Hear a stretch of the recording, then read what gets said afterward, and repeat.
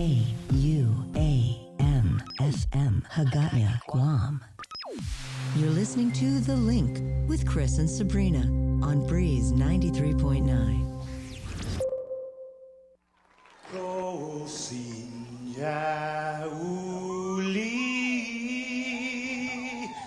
di sombran selten mak etzu ita saluda antes diu hum niga Radzaudzan malak estrezas durante todo el memu a nogi distancia como kupugi palu zaniman malak guafi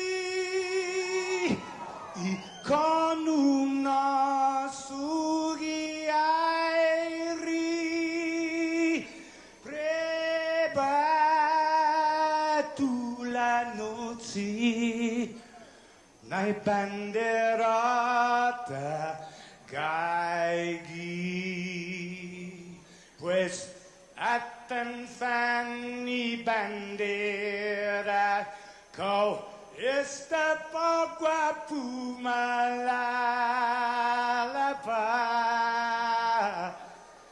Gilo tanu man libri Sentanu iti man ko badi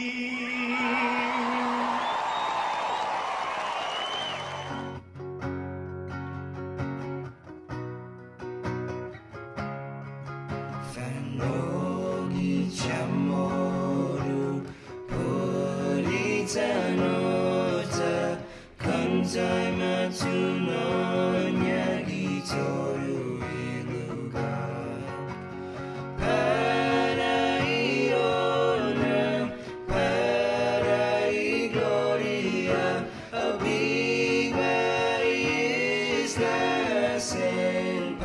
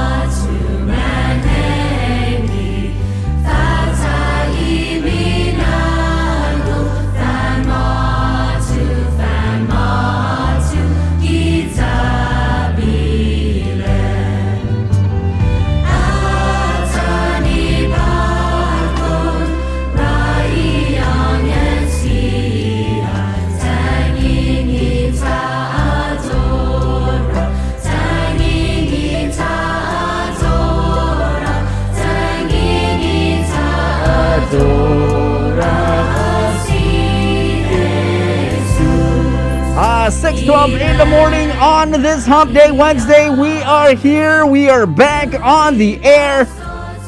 What an awesome day. Good morning, Guam. Welcome to the show. Remember, you tuned in now to The Link. This show probably brought to you guys by Calvo Enterprises and IT&E. Good morning to everybody listening on the radio here on Breeze 93.9 and also live on our KUAM News Facebook. Half a day to everybody watching. Drop in the comment below where you're watching from. Drop your greetings and all of that. Go crazy in the comments. Why not? Welcome to the show. And of course, your host, introducing your host here, the one and only Sabrina Salas Mantanani. In the Zoom room, we have Andy Wheeler here in studio, Jason Salas, Joe Sir, myself, Victorious, for another round, another edition of The Link. Good morning, guys. Good morning, and good morning to everybody watching on Facebook, on KUAM TV, and of course listening to us on 93.9. And we have a half a day good morning greetings coming to us not too many time zones away, but still pretty far distance. Jay Villagomez is saying, hi everybody to my Link fam and to the island community. Greetings from the Middle East. Whoa. Sending warm, and that is the operative word, warm Christmas greetings from back here and peace. I love that. Peace from the Middle East. Good morning, Jay. Also, bro Jason Chargaloff says, buenas and half a day KUAM team. May you all have a blessed day. Right back at you. All right. Janice, I'm so used to saying Janice. It's probably Janice. I just said Janice. Merry Christmas from Washington. Okay. Oh, wow. We got half a days coming from Washington and from Las Vegas. There's a lot of Guamanians in either. Man, you guys should have when things go back to normal and things are really, really settled down, we would love for you guys to have a remote link meetup and everything like that. We'll bring you all in on Zoom. See how you guys hang out. Okay, Burn is joining us as she always does from down south in the beautiful village of Inalahan. Good morning, Burn. Chamarita Regis is from Sinahanya, so we appreciate seeing you each and every day. Who we got here? Agrippina Regis says, Merry Christmas, Guam. What are we? 40 hours away from Santa's arrival and celebrating the birth of Jesus. Very nice. Claire Castro says, good morning, Team Link. My grandson and daughter are off to work. What's happening, you guys? Very cool. Okay, and can I just say something? We're going to read all your shout-outs momentarily, but you know how if you check a lot of social media and check calendars and everything, it's oh, it's National Donut Day, it's National, Shave Your Dog Day, it's National Let's Go Play, Monopoly Day or whatever like that. You're not going to find National Press Conference Day on any social media calendar these days, but Gov Guam yesterday. Uh-oh. Okay, we told you when we were on the show there were three press conferences planned yesterday. That's 6. Yeah. Oh, three. Well, okay, well, it wound up being emphasize on the 3. So we told you there was going to be, our show, of course, goes from 6 to 10. Then there was going to be the 10 o'clock, where Lieutenant Governor Josh Tenori would talk about expanded internet home access for students. And then we knew there was going to be 11 o'clock with Congressman Michael St. Nicholas talking about COVID relief. And then there was going to be a 3 o'clock Guam Education Board meeting. Yeah. And then in the middle of that, GPD said, okay, we're calling a 1:30 press conference. By the way, ours is on site at the headquarters. And we're like, okay, well, now we got to do this. And then DOE said, okay, so now we're going to have the Education Board press conference. Well, technically the board meeting at 3. And then we're going to have a separate one at 4:15. So Zoom earned our money yesterday. Whatever we're paying for Zoom, awesome. Yeah, we what time did you leave? You came in here yesterday, Brie, at 4 a.m. and you didn't leave till almost 6, right? Yeah, almost 6, yeah. Yeah, I was here until about 5:45, but yeah, I ate well when I got home, and then I slept like a baby. Yeah. That's crazy. But those press conferences, they were all important information. Yeah. In school. The search for this prime suspect in what's believed to be a homicide case. And, the chief of police, he said it. He was like, hey, I wouldn't have brought you guys here on short notice if it wasn't important. Yeah. And so he's calling on the entire community to help in this search for this Renat, a.k.a. Renato Chitaro, who they believe is involved in that stabbing that turned fatal in Tamuning behind the Docomo building. And the first one, of course, talking about how we can make sure that the internet isn't consistently, this luxury item that only the people that can afford it can get. I mean, the internet really is now, guys, a utility. It's just like water and power. I've been saying this for years. Everybody thinks, oh, you're crazy. You're just internet dork. think about what you use the net for these days. It's not just shopping. It's not just messaging. I mean, it is a vital part of how we do business, how we live our lives, everything. Use it for earthing. That's right. Yep. We also have some shout outs from Maria Thorngon. Good morning, guys, from Jigo. Hello, Maria. Annette Maternity Bloss, Mikhail, Manana Sidus. Zita. Hey, Zita. How are you? Okay, Zita is in... Zita. No, is here. Wait. Zita Titano. Look, yes. she's here. No, I think she's she lives in the States. Kansas, right? Or Arkansas, I think. Well, I'm sorry, Arkansas. Hey, Zita, happy holidays. Zita Titano, of course, was a producer and reporter here for many, many years. Man, we miss you, Zita. Michael Manessa-Nauta writing Mangisi... Is Chris it Mangi? Malfunction? Mangisi Chris Malfunction, Gagigi Vacation. Yeah, probably. Okay, Janice Anderson has another comment from Washington saying birthday shout out to Jaden Farron from Port Orchard, which is lovely. I've been there. I've been through there. Who just turned 4 today. So happy birthday, Jaden. Agrippina Regis, Merry Christmas, Guam. Betty Jean Lorenzo Ignacio. Good morning to you all. Good morning to you too. Okay, we have a epic shout out now, guys, from Anita Maternity Blas Mikhail saying, I want to get a shout out, so here it is. Get ready. Shout out. All right. Shout out. Oh, there you go. Nice. There you go with the maracas. Anita Maternity Blas Mikhail says, shout out to my families in Las Vegas, Reno, Oceanside, that's in California, by the way, home of the late Junior Seau, and San Diego, and North Carolina, home of many, many people, and Japan. That's shout out of the week. Very nice. Okay, Zita said, Dalai, Jason. You forgot. It's Arkansas. Yes, I know Arkansas, not Arkansas. I could hear her saying it to Dalai. No, yeah, that's Auntie. We always called her Auntie Z around here. You guys ready for the news? Andy, what's going on with you, man? Guess he's not. Whoops. Uh-oh. Unmute. Are you there, Andy? Whoops. Let me pot him out. We can't have a show with Andy. I think... Are you doing it on purpose, Jason? No. No. You there, Andy? All right. Let's get to the news, and then we'll be able to get Andy on the line from the Zoom room. The Guam Education Board unanimously approved a resolution to reopen public schools on January 19th for face-to-face classroom instruction, subject to final approval of the governor. In-person classes were suspended at the start of the school year in August due to the pandemic, but after weeks of planning and preparation, the GDOE board believes it's now safe to allow a limited number of students and teachers back on campus. In a news conference, Superintendent John Fernandez expressed confidence that they've put in place the necessary measures to help ensure health and safety. He says surveys also indicate that there will only be a minimal number of students who will opt for face-to-face. It's about 33% for elementary schools, 20% for middle schools, and just 11% for high schools.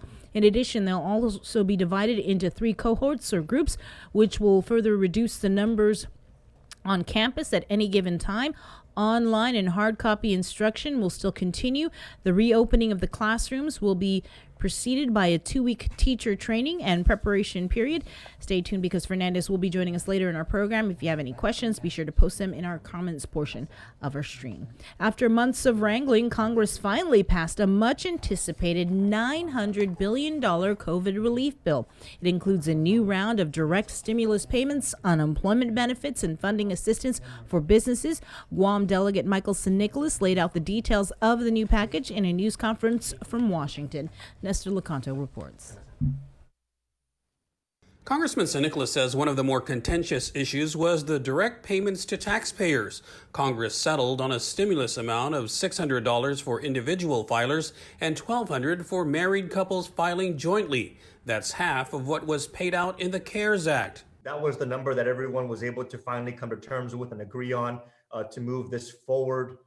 The new administration is absolutely open to reconsidering everything that has to do with COVID relief. Pandemic Unemployment Assistance, or PUA, will also be extended, and the additional payments known as FPUC will be reinstated, although the amounts will be reduced from $600 a week to $300. So this is going to cover us all the way up until the first quarter of the new year. It extends eligible weeks claimed from 39 weeks to 50 weeks. So if you've exhausted your 39 weeks, you're going to be extended all the way up until a 50-week claiming window. The bill also includes money for rental assistance. The territories were able to carve out specific allotments, and Guam will get some $75 million. This is a very, very significant breakthrough because it's going to allow for eligible households to receive up to 12 months of assistance. And that goes back over the course of the pandemic. So if you have accumulated any rental deficits to your landlords, this $75 million will allow you to close out those deficits. The local housing agency will have to act fast, though, as the eviction moratorium was extended only until January 31st of 2021. Meanwhile, there's also help for small businesses. A second round of the Paycheck Protection Program, designed to help companies keep employees employed, was approved. The terms and conditions will be the same as the CARES Act. SBA will forgive loans if all employee retention criteria are met and the funds are used for eligible expenses. PPP loans have an interest rate of 1%. Loans issued prior to June 5th have a maturity of 2 years. Loans issued after June 5th have a maturity of 5 years. What the bill didn't address was more direct aid to local governments, although Sinahanya says for those that still have CARES Act money, the deadline to spend it was extended from the end of this year to the end of 2021. For Guam's News Network, I'm Nestor Lecanto. And with more from the nation's capital is Skylar Henry, who reports the checks could be in the mail soon. At least that's the word from the Treasury Secretary. The Trump administration says pandemic relief checks will start arriving right after Christmas. People are going to see this money the beginning of next week.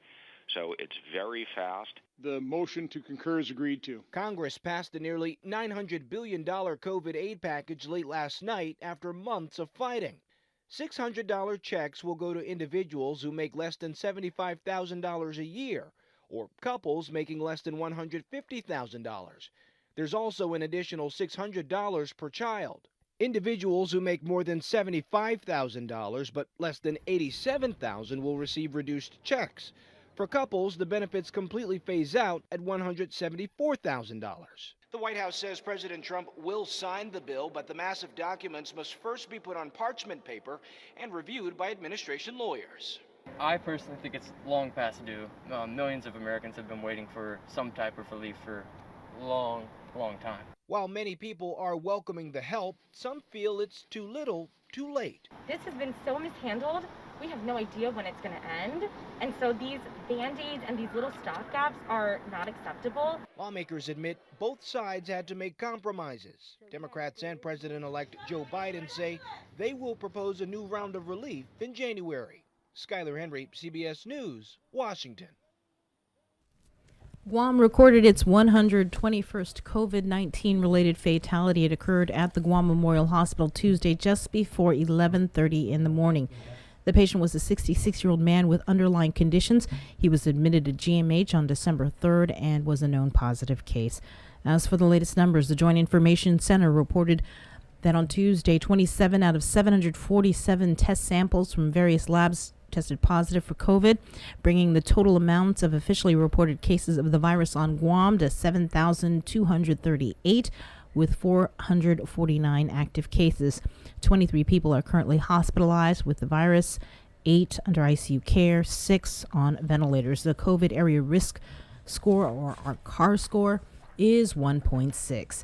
Yesterday was the final call out for all healthcare professionals and first responders under Phase 1A to receive the vaccine before clinic doors closed. The second dose is expected to be administered the first week of the new year.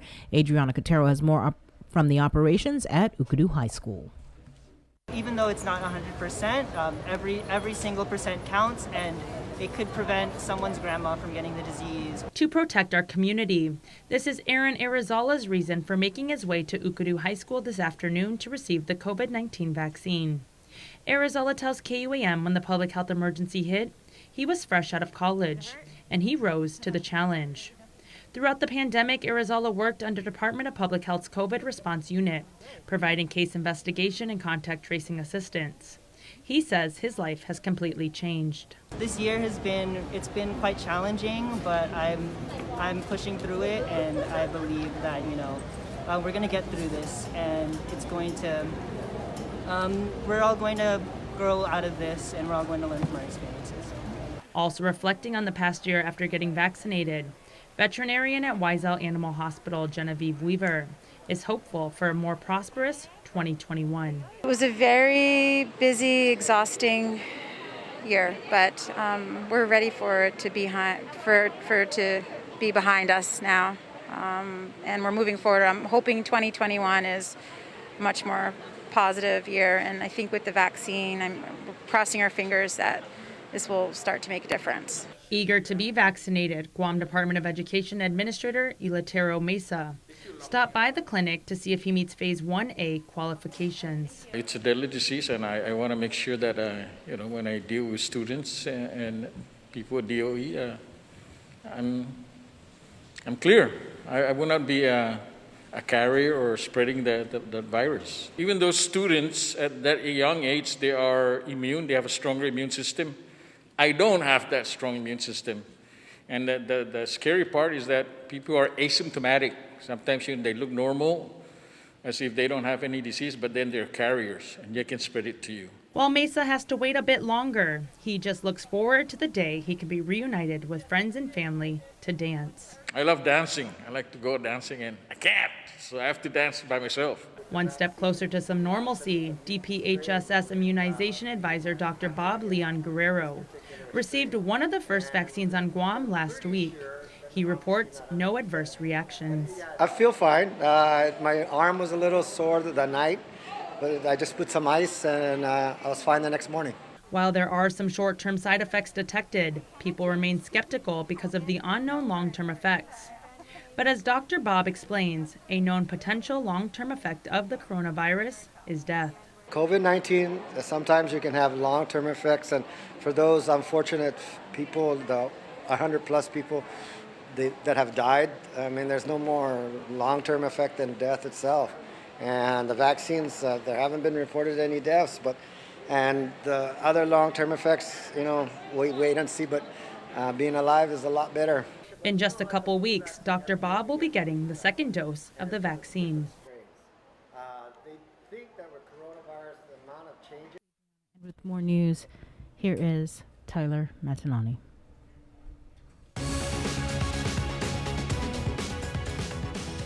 Hafa-day, good morning everyone. I'm Tyler Matanani with your headlines here on The Link. The Guam Police Department announced during a press conference Tuesday afternoon they are searching for the prime suspect in a death investigation they believe involves foul play. Police Chief Steve Ignacio says he wouldn't have called a press conference on short notice if it wasn't important. We have been actively searching for him since information was made available and leads were developed through the course of this investigation. Police are hoping the community will come forward with information as to the whereabouts of Ronat, aka Ronato Chitaro.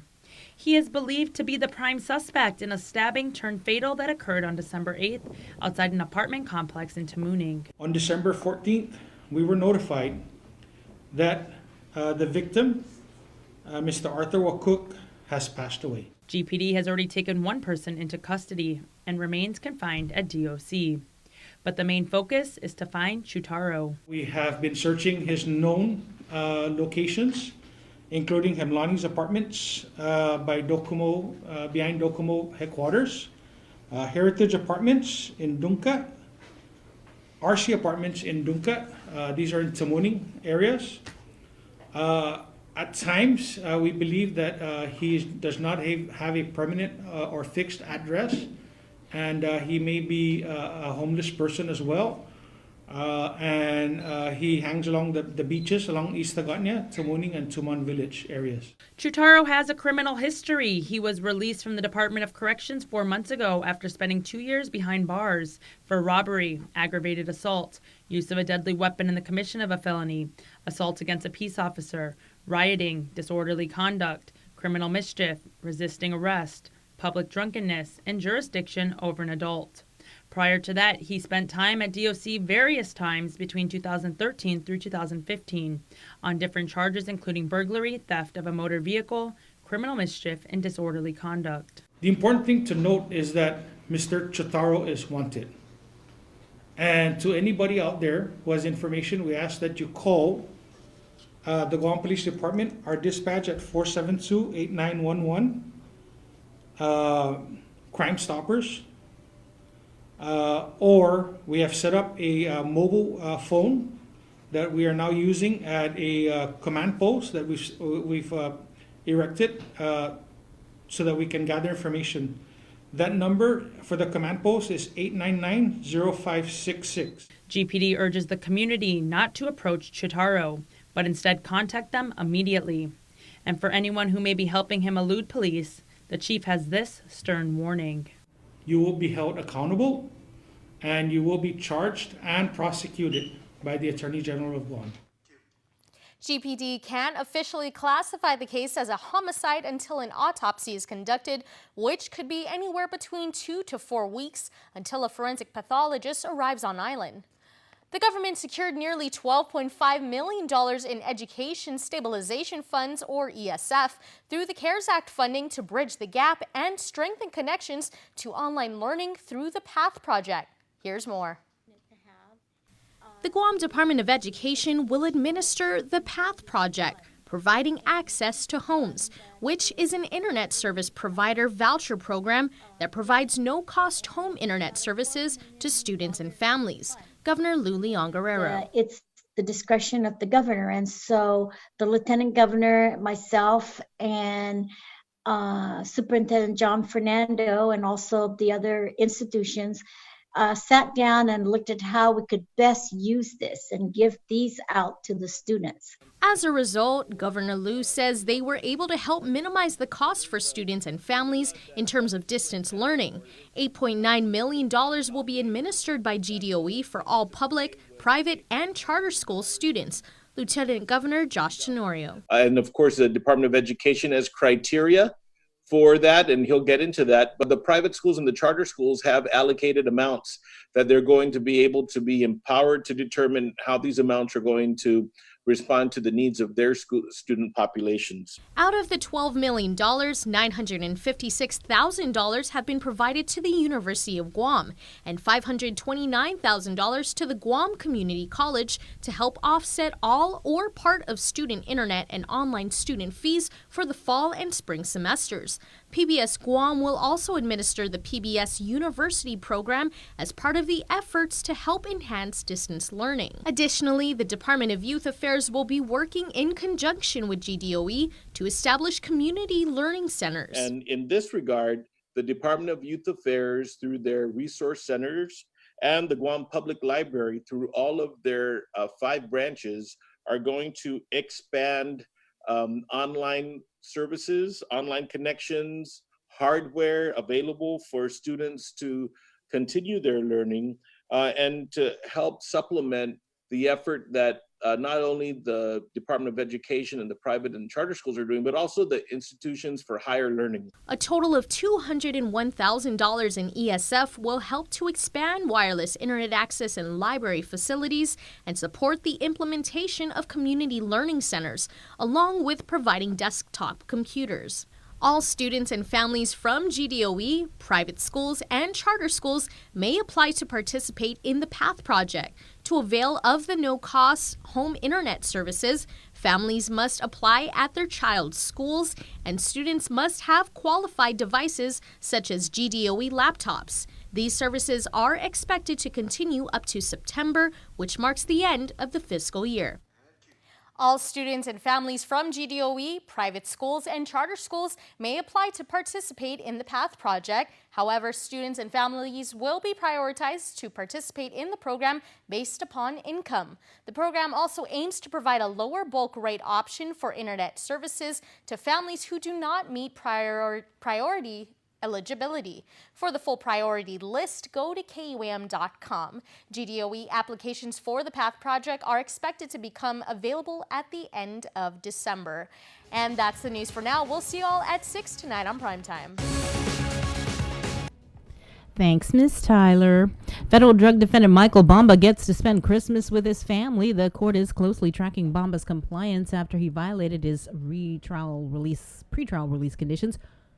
Bamba admitted to using meth between August 30th and November 7th of this year. He faces a revocation of his supervised release and imprisonment term of 3 to 9 months. In 2017, Bamba was sentenced to 57 months in prison and 3 years of supervised release for conspiracy to distribute meth. In court yesterday, it was stated that his most recent drug test was negative and he continues to attend drug treatment twice a week. The court allowed he remain released until his disposition hearing, which is scheduled for the 12th of January. Defense counsel Jay Areola is doing everything in his power to get his client Daryl Jake Guerrero's trial underway in the district court. Areola stated he wants Guerrero's speedy trial rights afforded to him. However, the court has 6 trials to line up and is unable to get a jury panel at this time. Guerrero was indicted back in January for possession of 50 or more grams of meth with intent to distribute. Chief Judge Francis Tydenko Gatewood said the plan is to first schedule trials for older cases, and both parties agreed to jury selection for Guerrero on February 9th. Jury selection is expected to occur at the Guam National Guard Readiness Center. The Guam Solid Waste Authority announces that due to operational issues, some of the recycle collections that were scheduled for Dededo and Jigo this past Monday will instead be completed next Monday. GSWA General Manager Larry Gass saying with unforeseen equipment breakdowns that occurred Monday, trash collections were prioritized and were completed by 4:48 p.m. Unfortunately, after only completing about 33% of the recycle collections, it was decided that the best action to take was to reschedule the remaining areas while they work to fix operational issues. Customers affected are reminded to place recycle carts curbside by Sunday evening. And finally, the Isla Center for the Arts at the University of Guam announces the opening of its Creative Hands Selected Works by Pacific Artists art exhibition in a virtual format. The exhibition is the 15th in a biennial series of juried exhibits at the Isla Center for the Arts. Exhibit coordinator and center director Velma Yamashita says the pandemic has pushed them to explore new platforms, and she's pleased they are able to continue this series online. The online exhibition will be accessible until February 26th at uog.edu/creative hands. And that is your news. We'll have more on the link after the break. We're doing a good job, Guam. In the past couple of weeks, we've managed to keep the CAR score below 5. Together, we rose to the challenge when the governor asked us all to strive for 5. In the past couple of weeks, we've not only brought the CAR score way down from being in the high 40s to below 5, we've shown the governor that we're capable of altering the course of this pandemic. We were on a path to uncertainty, but now because of all of our actions, we're doing better. But better doesn't necessarily mean that we are out of the woods. We still need to watch our distance, wash our hands, and wear our masks. So please keep striving, Guam. We got this.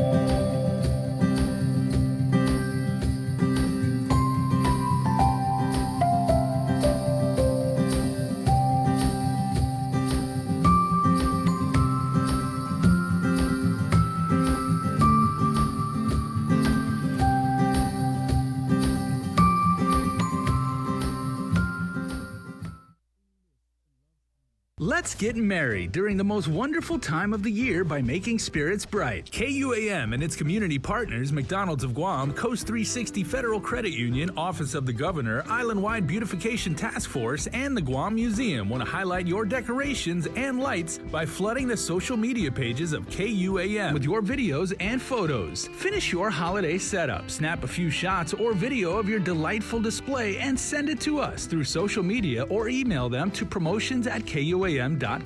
Check out our posts every Friday or tune in to KUAM News Weekend Edition for a special montage of the submissions certain to be making spirits bright with every broadcast. Warmest holiday wishes from McDonald's of Guam, Coast 360 Federal Credit Union, Office of the Governor, Island-Wide Beautification Task Force, the Guam Museum, and KUAM Communications. Breaking news! This just in, Santa has a combined $4,000 to give away for Guam's best outdoor holiday display. Submit your outdoor display for a chance to win cash prizes. All submissions will be posted on our Facebook page, and the top 10 most liked pictures or videos wins a special cash prize to make your season even brighter. Visit KUAM.com for more details. Hafaday, I'm Peter Santos. And I'm Tyler Matinani. Celebrate the holidays with KUAM. Join us on Christmas Eve for KUAM's Christmas Wish with the Guam Department of Education's Gifted and Talented Education Program. Don't miss the show scheduled for 6:30 p.m. on December 24th on KUAM TV 8 and streaming live on Facebook. Then on Christmas night, we continue our celebration with a virtual dance experience in partnership with the Guam Allied Dance Force. We're partnering to raise money for the Salvation Army's Red Kettle campaign. That's 6:30 p.m. on Christmas evening only on KUAM TV 8. It's going to be a great celebration of Christmas with music and dance, and we hope to see you there. Merry Christmas, everyone. GU Self-Storage, conveniently located near the Harmon McDonald's. We offer affordable rates, online payments, and auto bill pay for your convenience. Plus gate access daily from 6 a.m. to 9 p.m. Call us today at 648-7867 for more information. It takes all of us to protect Guam. Join the Guam Visitors Bureau in our social media campaign series aimed to protect our island and each other in this COVID-19 era. Participate in the Protect Guam movement by wearing your mask, showcasing Guam's heroes, staying active, and downloading the Guam COVID Alert app. Post and share your content with us, use the hashtag ProtectGuam, and you could win $100. It's that simple. Check out visitguam.com for details. Let's reclaim our lives, our economy, and our tourism industry. You're watching The Link with Chris and Sabrina on TV 11, but don't leave yet because we're coming up next on CBS This Morning.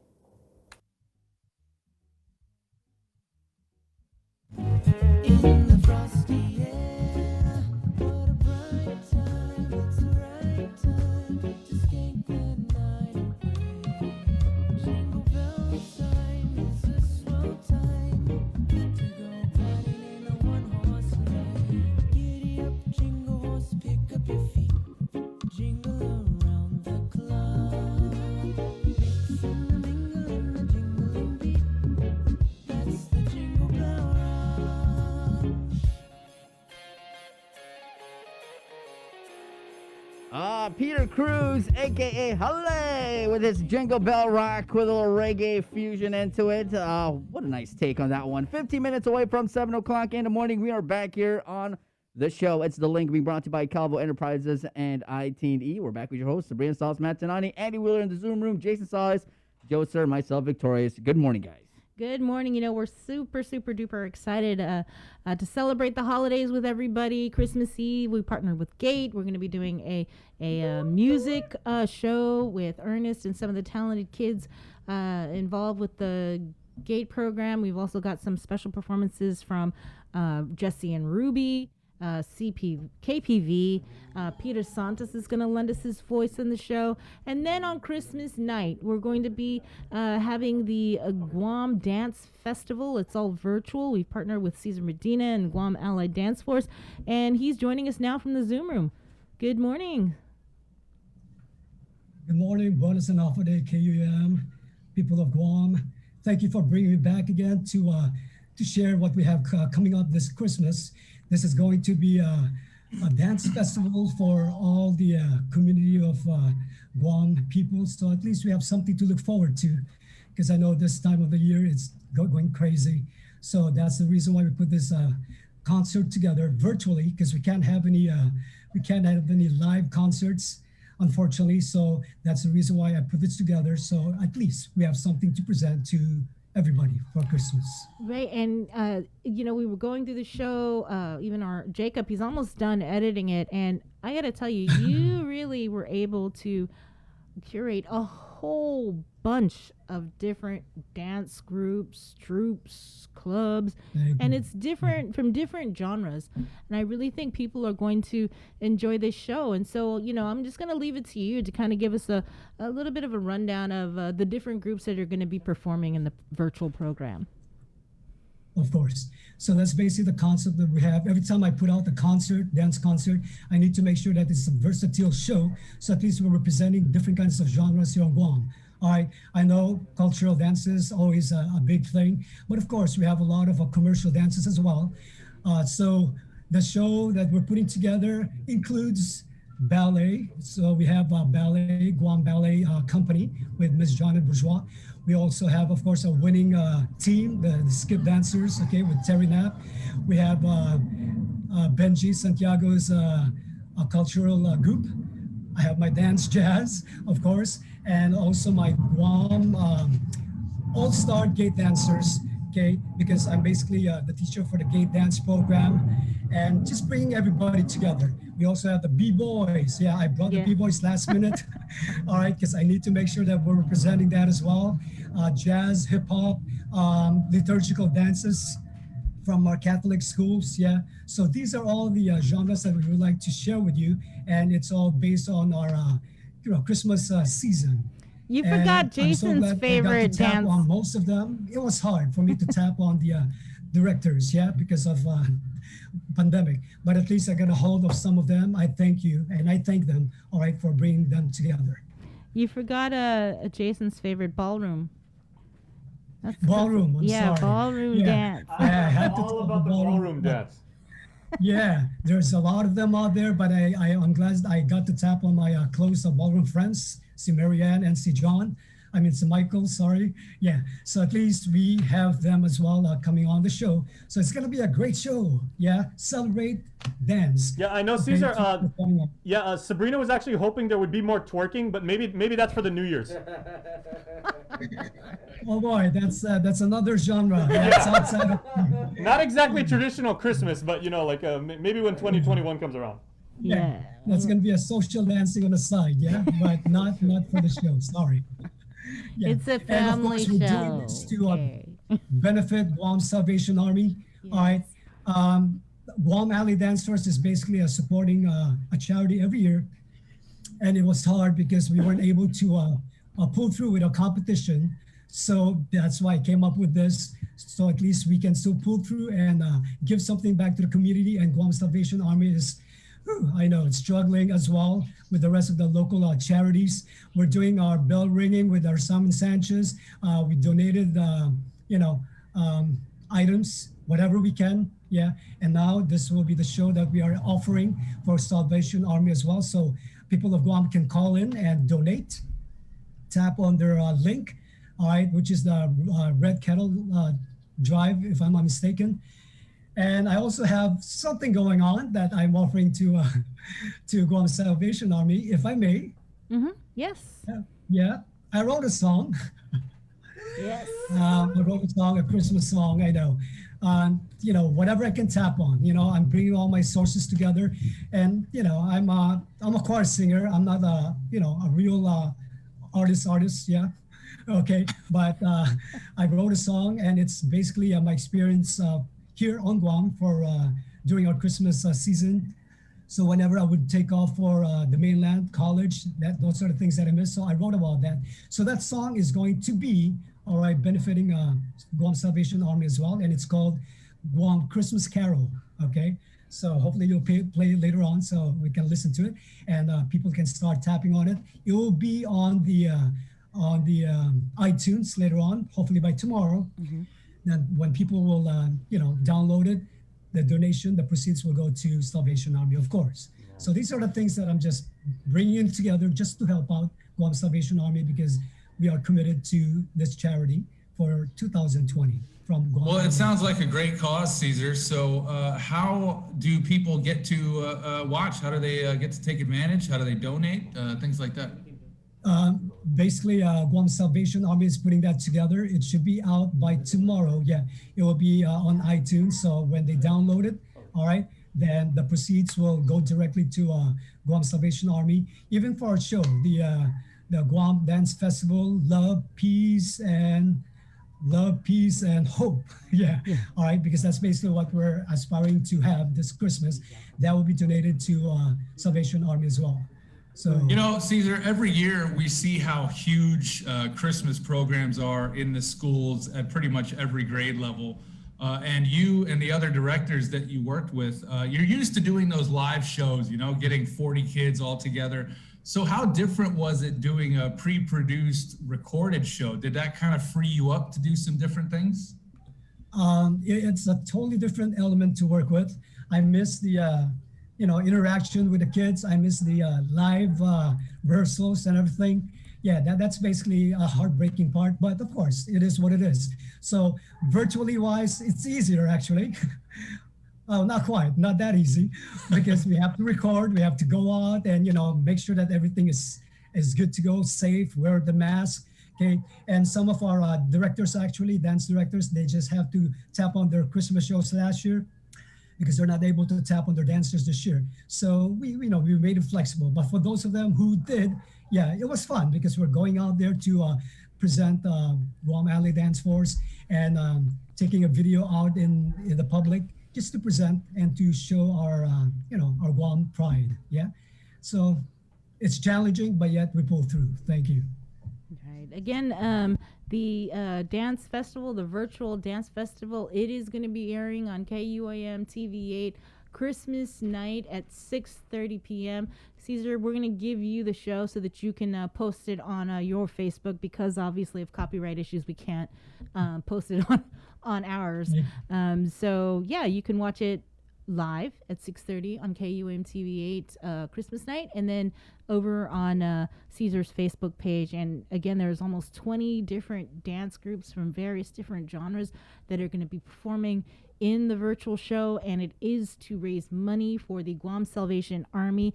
You can go to guamredkettle.org. That's where you can make that virtual donation. We're going to have that up all night throughout the program on Christmas evening.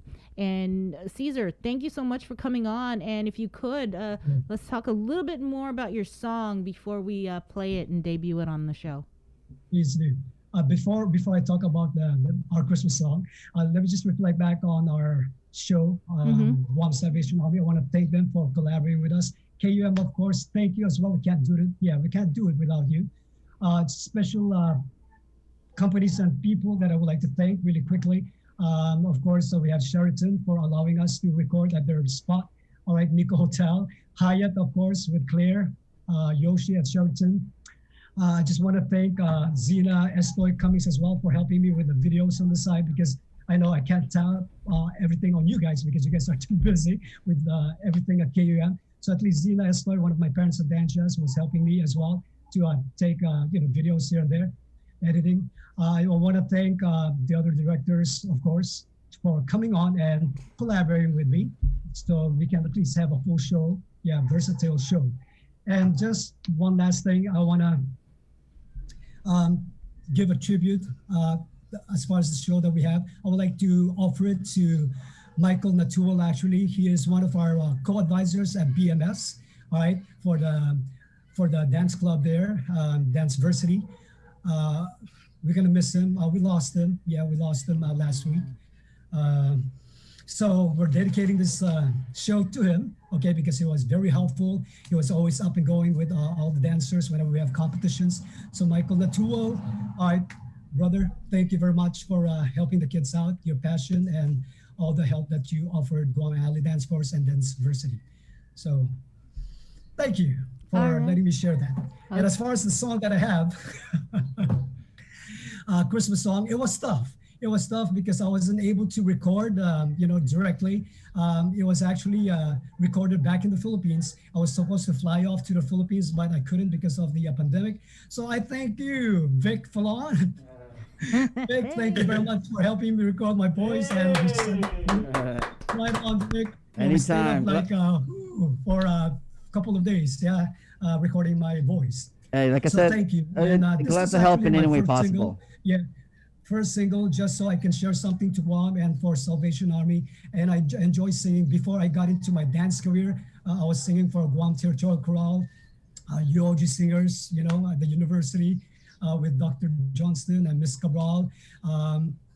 All of those choir, and of course my family's choir at Santa Barbara, we had a choir before, so that kind of helped me put this together. Okay, even though I never sang for 15 years, but it's all good. Okay, just something to offer to you guys and the people of Guam.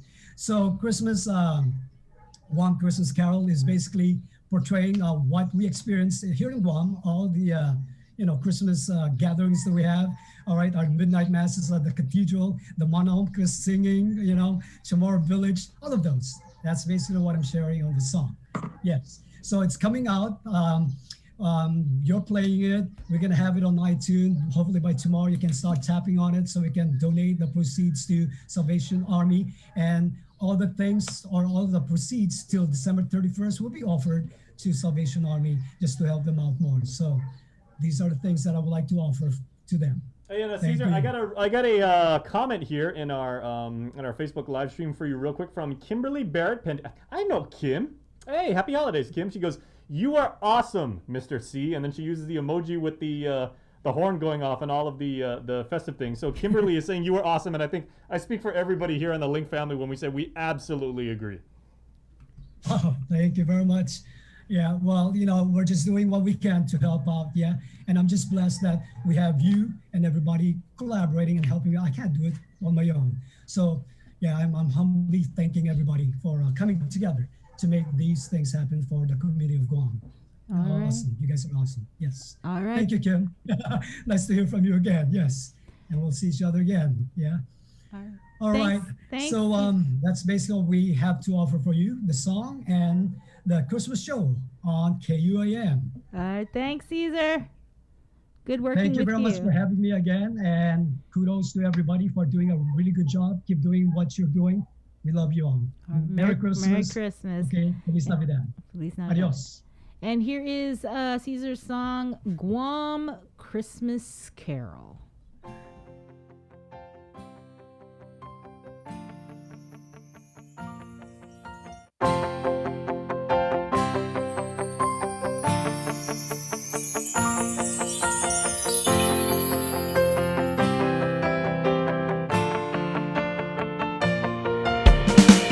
Christmas in the air on Guam. When I hear Chamorro Christmas songs on the radio, my mom cook carolers at the doorsteps. Christmas in the air on Guam. When I see Christmas decors into lawn, Christmas shows at Chamorro Village, and with festive food. It's a Guam family tradition to bless and respect our elders, to be kind to one another. Feliz Pascua on Guam is an island experience. Only on Guam that you feel the cultural connection. It's season of giving, season of love. Let's share our blessings, care and love, and enjoy our Christmas.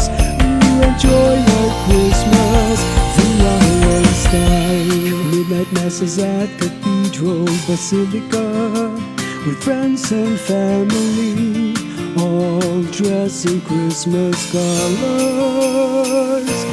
Greet and meet after Mass, bless your Ninong and your Ninang, then enjoy the Noche Buena to celebrate the birth of Christ.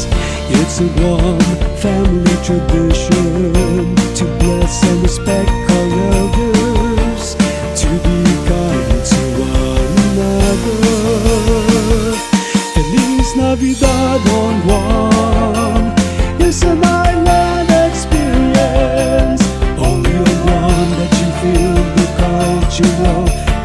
connection.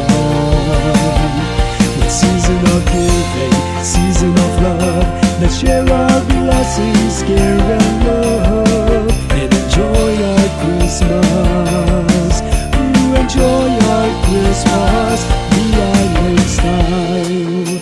Christmas in paradise, cruising around the island. Beautiful sunsets, refreshing breeze, children playing white sand beach.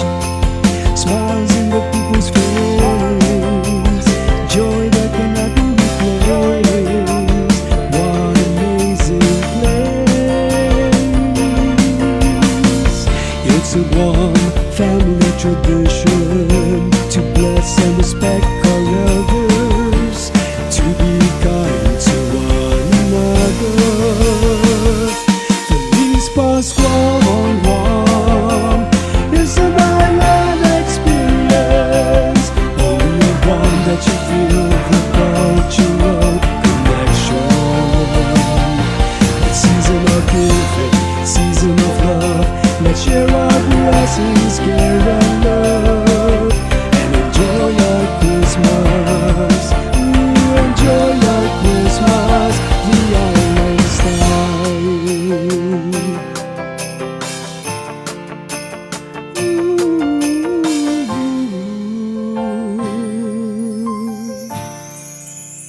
I feel so good. What an uplifting song. Good job. Thanks, Caesar. Again, that was the debut of Caesar's new song, and we're going to be playing it during our Christmas night special, a virtual dance experience. So we're excited about that. Again, almost 20 different dance groups are going to be performing in the show. It is commercial free, and we're raising money for the Guam Salvation Army. Okay, and Caesar, once you get it up on iTunes, if you share that link with us, then we'll make sure to blast it out so everybody can make sure that they can download it and they can contribute in that way as well. All right. Merry Christmas, Caesar. Stay tuned, everybody. We've got more on the show. We're going to be talking with Brandon Santos. He is doing some good things for the community for Christmas, so we'll check in with him after the break. It's Breeze. Catch the holiday soundtrack starting December 1st through January 5th. You'll be treated to an all-day festive playlist only on Breeze 93.9 FM. Also streaming on KUAM.com and the KUAM mobile app. Let's spread joy and holiday cheer this season. Holiday soundtrack brought to you by Domino's. Visit domino's.gu for faster, easier online ordering.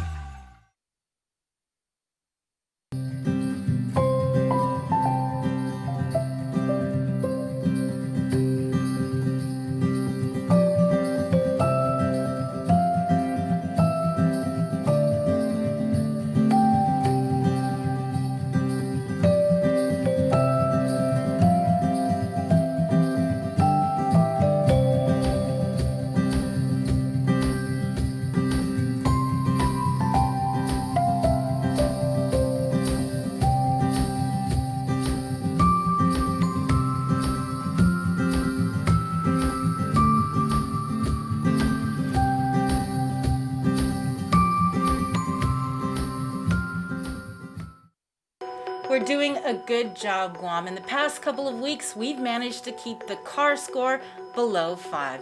Together, we rose to the challenge when the governor asked us all to strive for 5. In the past couple of weeks, we've not only brought the CAR score way down from being in the high 40s to below 5, we've shown the governor that we're capable of altering the course of this pandemic.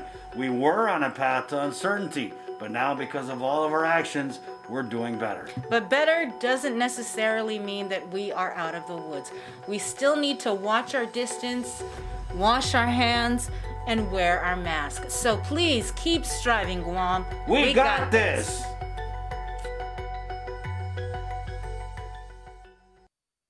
It takes all of us to protect Guam. Join the Guam Visitors Bureau in our social media campaign series aimed to protect our island and each other in this COVID-19 era. Participate in the Protect Guam movement by wearing your mask, showcasing Guam's heroes, staying active, and downloading the Guam COVID Alert app. Post and share your content with us, use the hashtag ProtectGuam, and you could win $100. It's that simple. Check out visitguam.com for details. Let's reclaim our lives, our economy, and our tourism industry. GU Self-Storage, conveniently located near the Harmon McDonald's. We offer affordable rates, online payments, and auto bill pay for your convenience. Plus gate access daily from 6 a.m. to 9 p.m. Call us today at 648-7867 for more information.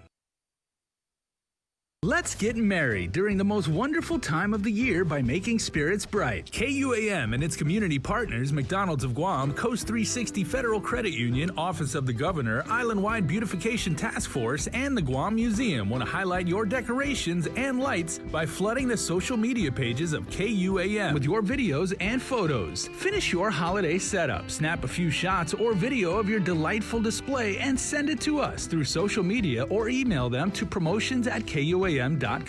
Check out our posts every Friday or tune in to KUAM News Weekend Edition for a special montage of the submissions certain to be making spirits bright with every broadcast. Warmest holiday wishes from McDonald's of Guam, Coast 360 Federal Credit Union, Office of the Governor, Island-Wide Beautification Task Force, the Guam Museum, and KUAM Communications. Breaking news! This just in, Santa has a combined $4,000 to give away for Guam's best outdoor holiday display. Submit your outdoor display for a chance to win cash prizes. All submissions will be posted on our Facebook page, and the top 10 most liked pictures or videos wins a special cash prize to make your season even brighter. Visit KUAM.com for more details. Hafaday, I'm Peter Santos. And I'm Tyler Matinani. Celebrate the holidays with KUAM. Join us on Christmas Eve for KUAM's Christmas Wish with the Guam Department of Education's Gifted and Talented Education Program. Don't miss the show scheduled for 6:30 p.m. on December 24th on KUAM TV 8 and streaming live on Facebook. Then on Christmas night, we continue our celebration with a virtual dance experience in partnership with the Guam Allied Dance Force. We're partnering to raise money for the Salvation Army's Red Kettle campaign. That's 6:30 p.m. on Christmas evening only on KUAM TV 8. It's going to be a great celebration of Christmas with music and dance, and we hope to see you there. Merry Christmas, everyone. You're watching The Link with Chris and Sabrina on TV 11. Stick around because we're next on CBS This Morning.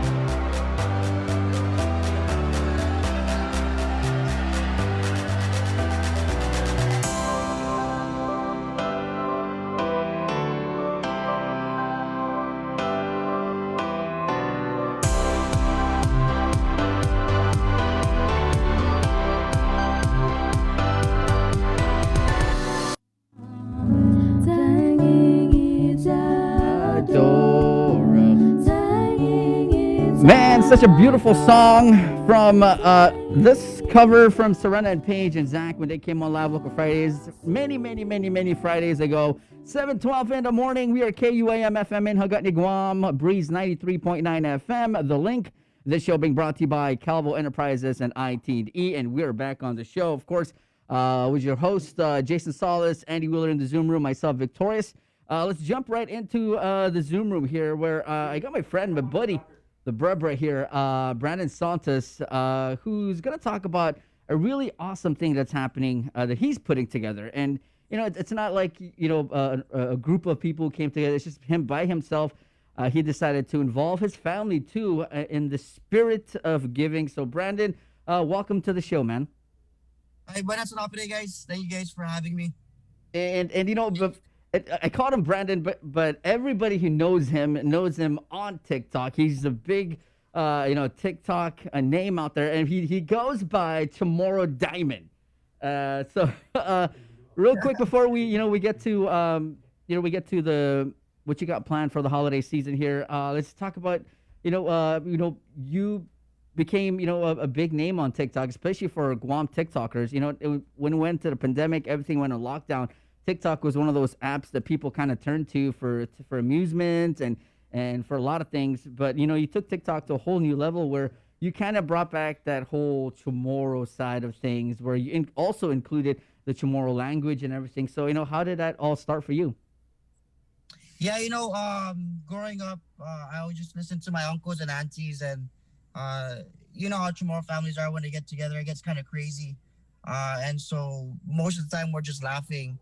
And, you know, my other half is the one that actually told me, hey, you should do TikTok, because I was only on Instagram. And I was like, yeah, but I don't dance. I'm not, you know, I can't model. You know, I can't sing. And so they're like, why don't you just be yourself? And I was like, okay. So I did a video, and I didn't know it was going to blow up that much. And so I was like, my purpose, like for my videos, right, my mission is just to spread good vibes. You know, the good island vibes, and that's it. With the pandemic going on, I was like, you know, we need some laughter with a lot of things going on, even if I just look crazy. But I don't really act like that in person, guys. So if you guys see me, I'm approachable. But yeah, so it was just, you know, me trying to spread good vibes, and I just try to put a smile on your face every time I try to, you know, meet people. And you know, you do such a lot. You know, you do some jokes on the side. What's one of the, you know, on your TikTok, and you can see it with the views and everything. Like, what's one of your most popular hits on TikTok? Of course, well, the one that blew up and the one that everybody likes, it's the "So You Wanna Date an Island Girl." Go for and that's it, bro. The one that blew up everywhere, and it was shared everywhere. You want to just give us a little reenactment of the video, bro? Sure, I'll try to remember my own lines. So you wanna date an island girl? Yeah, they're beautiful, yes indeed, but they're also crazy. Just wait and see. They can move their hips, I don't lie, but don't get caught looking around, so I don't poke your eye. They could cook some mean-ass red rice, but if she's mad, so close your eyes. They can do what the island boys can do. So chew that pugwa and bush cutter too. Now this goes out to all my island girls out there. Smile on me, even if you're dopey. Tomorrow Diamond, ladies and gentlemen, live here on The Link. Wow, bro, you know, it talked about how you brought back that whole Tomorrow Island side of everything, and you put it into TikTok. And, you know, when we went into lockdown, like I said at the beginning, you know, people looked at TikTok for a lot of things, but when you kind of bring in the whole cultural side of things and kind of, you know, entertain people with it, you know, I think that helped a lot of people, especially when we went into lockdown. A lot of people needed, you know, that laugh and you know, to kind of take them away from all that we're going through, you know. For sure, yeah. And like, you know, for my TikTok, right, it's more of Pacific Islanders, Marianas, Micronesia, you know, we're all islanders at the end of the day, and we all have the same values, of course, family, respect, and all that. And you know, it's just me showcasing, you know, our islands. And I'm Chamorro, and I get construed with a different culture. But then yeah, I'm proud to be, you know, Chamorro, and Chamorro Diamond is just a name that I got because, you know, it's like a little slogan that I do. It's your one of a kind, hard to find Chamorro Diamond, and you know we're all diamonds in our own, you know, in our own way. And mine, you gotta find it under all that Sukati. And you know what? I got to say, because we have Andy Wheeler in the Zoom room, and, you know, of course, everybody knows Andy Wheeler, you know, the Malfunction Boys. And I think, you know, what you're doing now, and I think what everybody's trying to kind of is what, you know, they created, you know, 20 years ago, and it went mainstream. And then now you guys are taking, you know, the new generation of comedians on Guam who have kind of taken that to the next level and using TikTok as a platform. It's such an amazing thing. And I see Andy right now, and he's you know, he's you know, he's.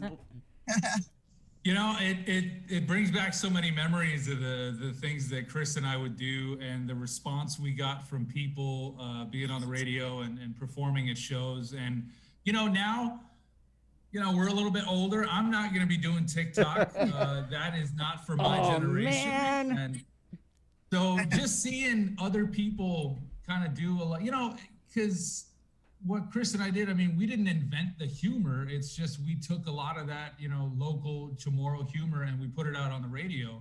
And so seeing, you know, dudes like Brandon, all the other TikTokers out there kind of take that same sense of humor, that same awareness, and just putting it out on TikTok. It's super cool to see, man. And, you know, like I said, I'm not on TikTok, but I appreciate the craft, my brother. Thank you. And I'm glad you said that because you guys were the inspiration, honestly. And it actually drove me to what I did, you know, and I looked up to you guys. And, you know, I wasn't always a comedian. It was just me, just being myself. And well, that's the thing with us is, you know, we're not comedians, but everything that we did was, these were conversations we had with our friends. They were jokes that were told at the barbecue. They were stories that, oh man, you're not going to believe what I just saw. So it's things like that. We just put it on the radio. And for you, you know, it's not like you sit down and write. This is just stuff that has happened to you. You know, these are real life situations that, you know, you kind of take it to that TikTok level. And it's super cool to see the evolution of the craft, like I said. And it's super cool to see. And I'm proud of you guys. Thank you. So, Brandon, we got you on here because, you know, you did your thing on TikTok. A lot of people follow you and respect you for what you do. And you plan to do something real awesome and amazing this season. And we see a lot of, you know, charities and organizations out there. We did our Giving Tuesday thing to give back to those who need it, especially during this time of the year. So you plan to do something similar as well. So let's talk about what you got planned for Christmas Eve. Yeah, so Christmas Eve, me and my family decided to, you know, do a around the island stroll patrol kind of thing.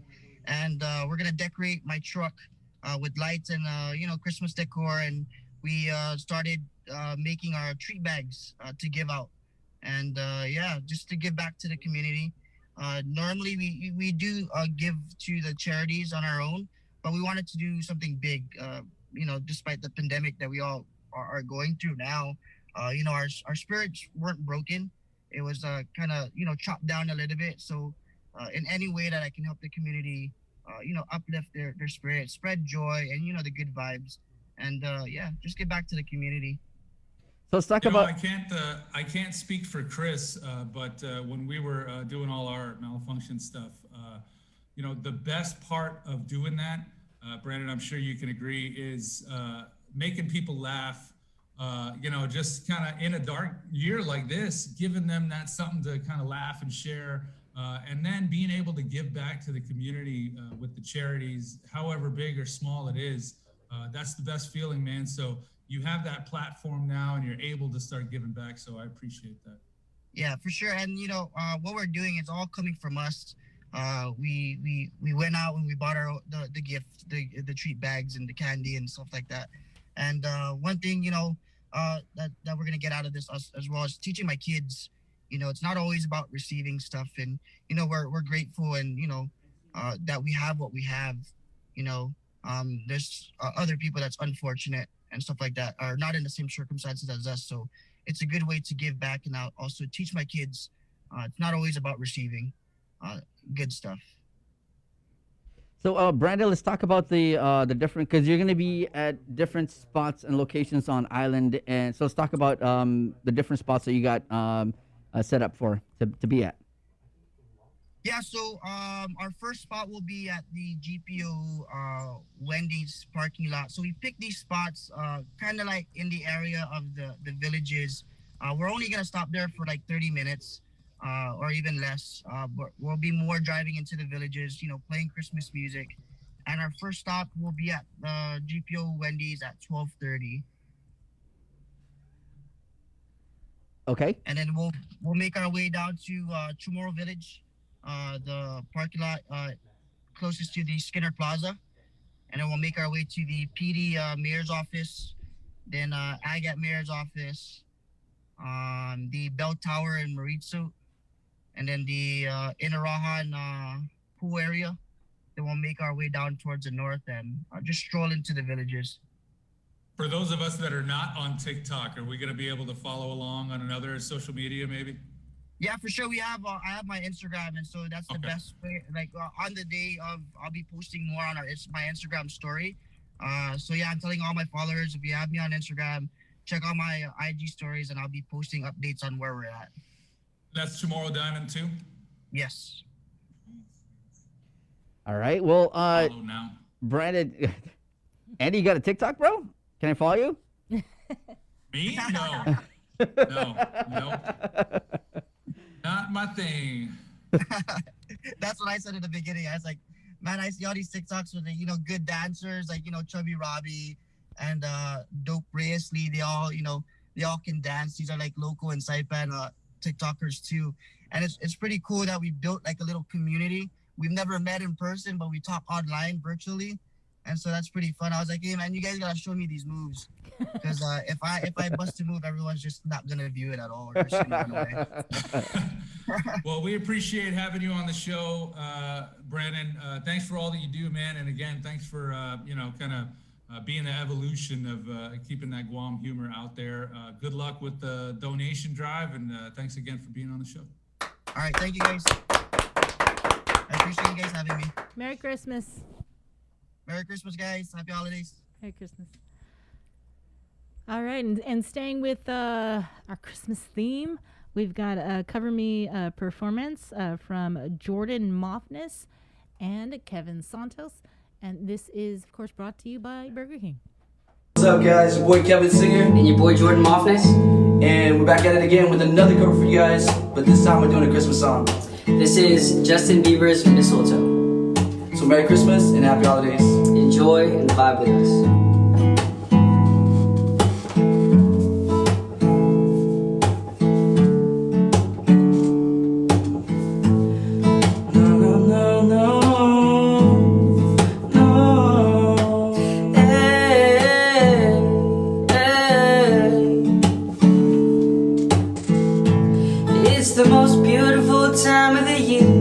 Lights fill the streets, spreading so much cheer. I should be playing in the winter snow, but I'ma be under the mistletoe. I don't wanna miss another holiday, but I can't stop staring at your face. I should be playing in the winter snow, but I'ma be under the mistletoe with you, Shawty with you, with you, Shawty with you, with you, under the mistletoe. Everyone's gathering around the fire, chestnut roasting like a hot July. I should be chilling with the folks I know, but I'ma be under the mistletoe. Word on the streets and let's come in tonight. Reindeer flying through the sky so high, and I should be making the list, I know, but I'ma be under the mistletoe with you, Shawty with you, with you, Shawty with you, with you, under the mistletoe. Hey love, the wise men followed the star, the way I followed my heart, and it led me to a miracle. Hey love, don't you buy me nothing, 'cause I am feeling one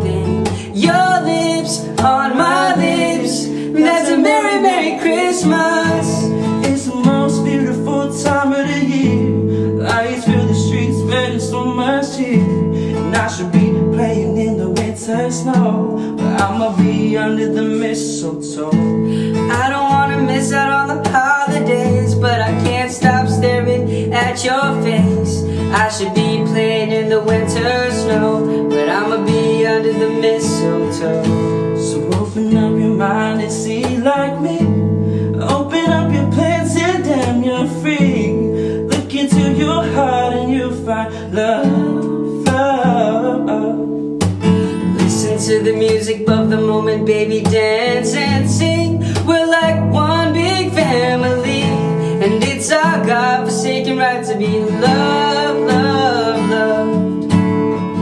With you, shawty with you, with you, shawty with you, with you, under the mistletoe.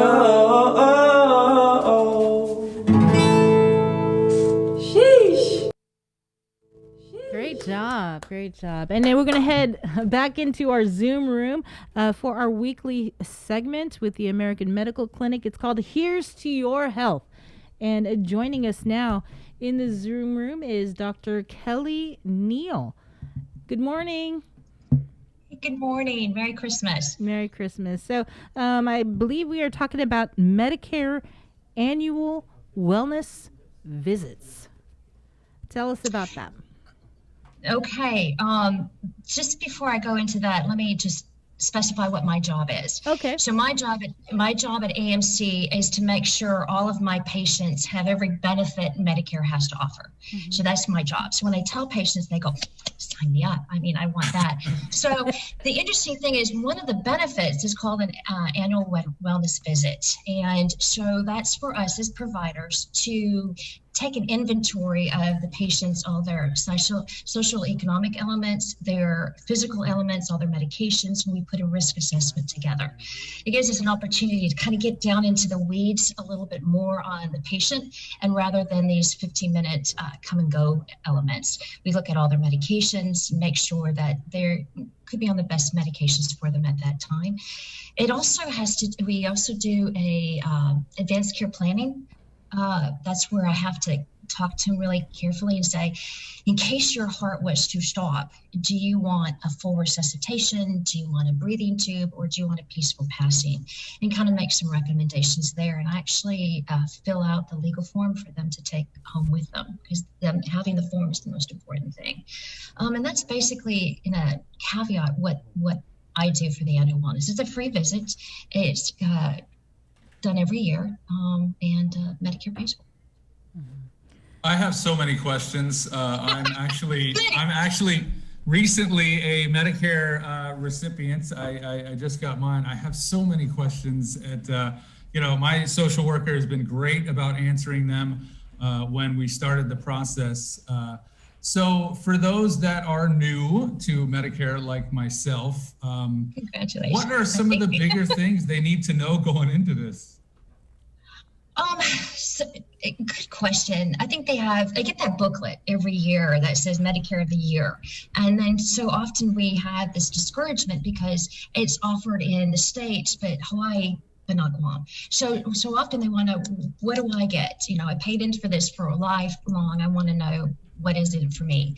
So the questions is, to be honest, is more specific to the individual. Are they more interested in the medication cost? Or are they more interested in DME, which is like walkers and wheelchairs? But the annual wellness, circling back to that, is specifically for health management. And that is to keep, say yourself, here with us as long as possible. And that's where I plan on sticking around for a while. So yeah, I'm surprised you actually Medicare. You look young. So that's what that wellness centers on, is that health risk assessment, and look at the cardiac element, the Alzheimer's element, depression screening, which is kind of a hard one to do right now because there's a lot of people that are not in their best of mood.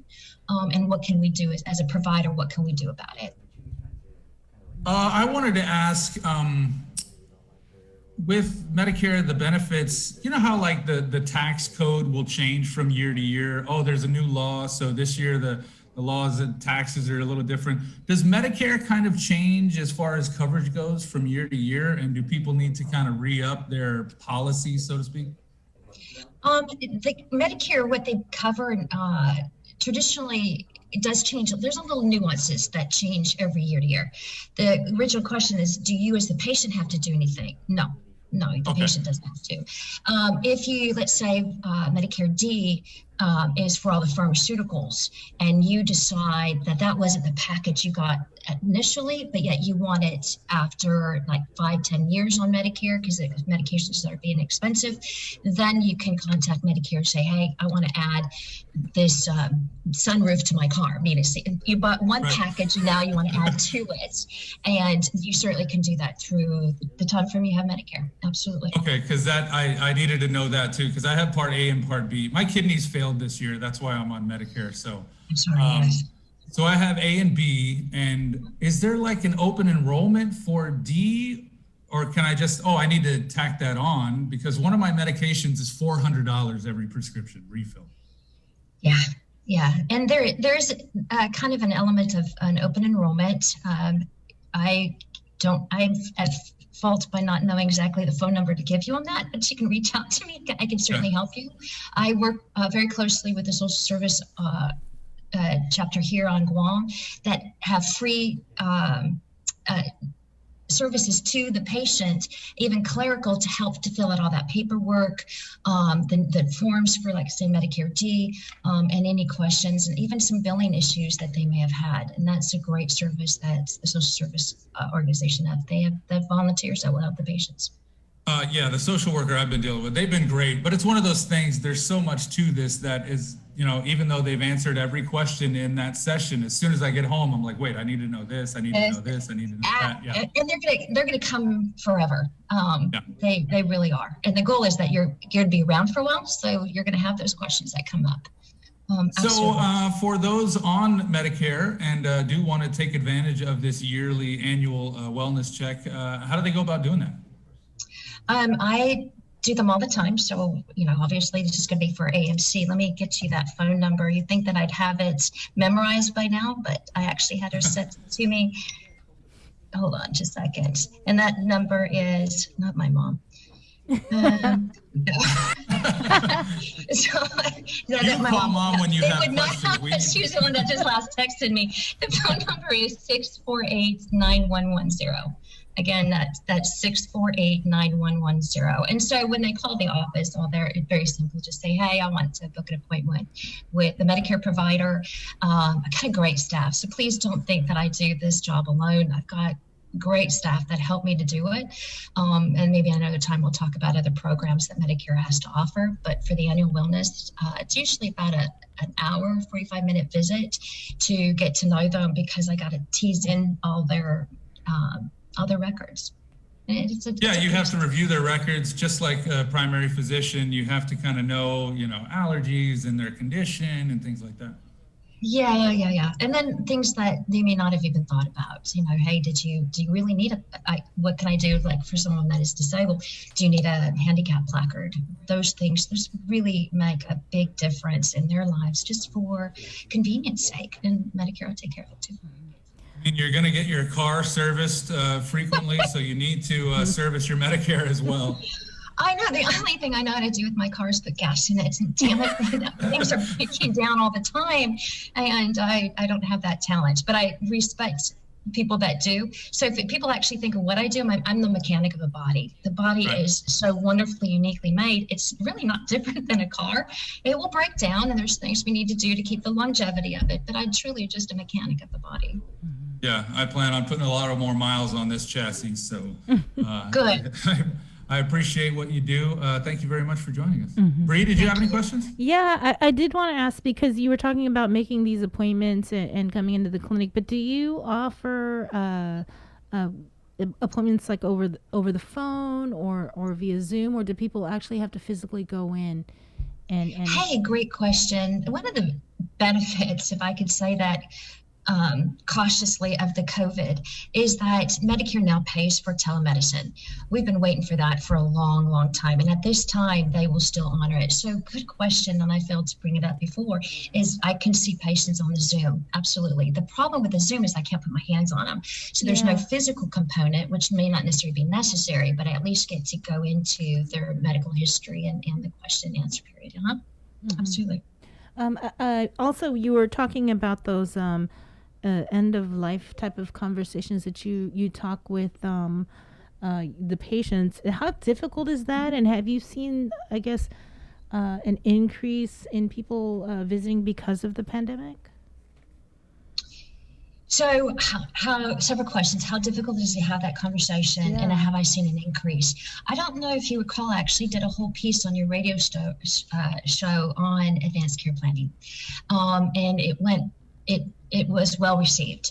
I think because one of the things that I have no idea why, but I have the ability to talk frankly and honestly with some of these patients, say, hey, what are your desires? What do you want? And I can say, hey, this is the best case scenario and this is the worst case scenario.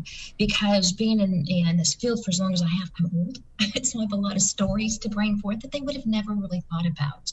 What is prevalent, though, is they don't want to be stuck on a ventilator. They don't want to be stuck on a breathing tube, and they don't want to have no quality of life.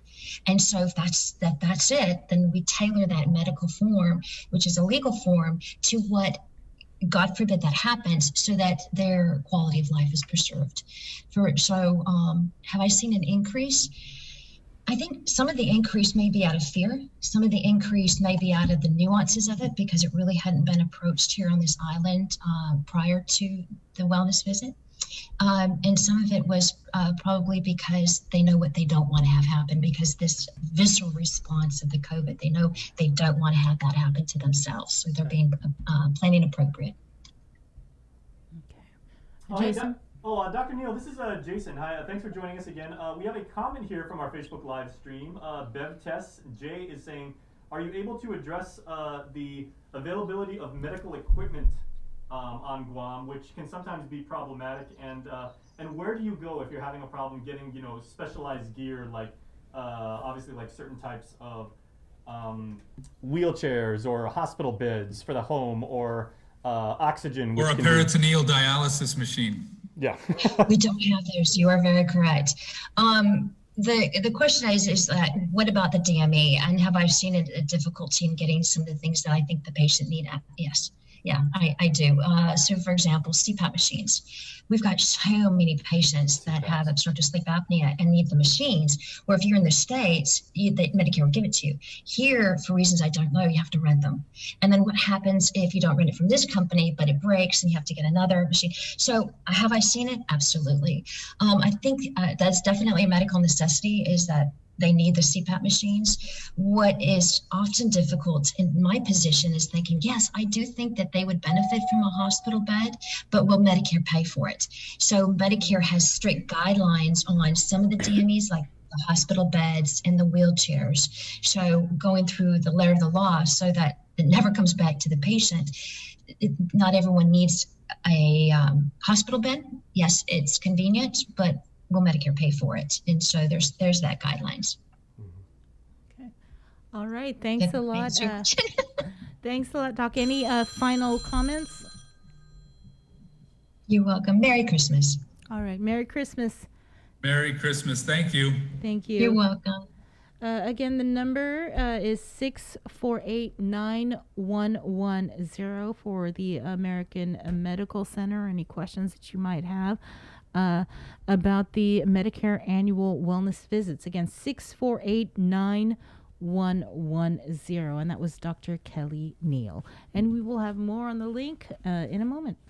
It's Breeze Holiday Let's Bake get Club married from during December the most wonderful 21st time of the year by making spirits bright. KUAM and its community partners, McDonald's of Guam, Coast 360 Federal Credit Union, Office of the Governor, Island-Wide Beautification Task Force, and the Guam Museum want to highlight your decorations and lights by flooding the social media pages of KUAM with your videos and photos. Finish your holiday setup, snap a few shots or video of your delightful display, and send it to us through social media or email them to promote promotions@kuam.com. Check out our posts every Friday or tune in to KUAM News Weekend Edition for a special montage of the submissions certain to be making spirits bright with every broadcast. Warmest holiday wishes from McDonald's of Guam, Coast 360 Federal Credit Union, Office of the Governor, Island-Wide Beautification Task Force, the Guam Museum, and KUAM Communications. Breaking news! This just in, Santa has a combined $4,000 to give away for Guam's best outdoor holiday display. Submit your outdoor display for a chance to win cash prizes. All submissions will be posted on our Facebook page, and the top 10 most liked pictures or videos wins a special cash prize to make your season even brighter. Visit KUAM.com for more details. We're doing a good job, Guam. In the past couple of weeks, we've managed to keep the CAR score below 5. Together, we rose to the challenge when the governor asked us all to strive for 5. In the past couple of weeks, we've not only brought the CAR score way down from being in the high 40s to below 5, we've shown the governor that we're capable of altering the course of this pandemic. We were on a path to uncertainty, but now because of all of our actions, we're doing better. But better doesn't necessarily mean that we are out of the woods. We still need to watch our distance, wash our hands, and wear our masks. So please keep striving, Guam. We got this. GU Self-Storage, conveniently located near the Harmon McDonald's. We offer affordable rates, online payments, and auto bill pay for your convenience. Plus gate access daily from 6 a.m. to 9 p.m. Call us today at 648-7867 for more information. You're watching The Link with Chris and Sabrina on TV 11, but don't leave yet because we're coming up next on CBS This Morning. We got your 6. At 6 a.m. with The Link on Breeze 93.9 FM. Bree and I connect you with all the latest news and information you need to know to start your day. Then check back with Guam's news leader at 6 p.m. for the day's top headlines with KUAM News Primetime. From 6 a.m. to 6 p.m. and everything else in between with KUAM Digital, we got your 6.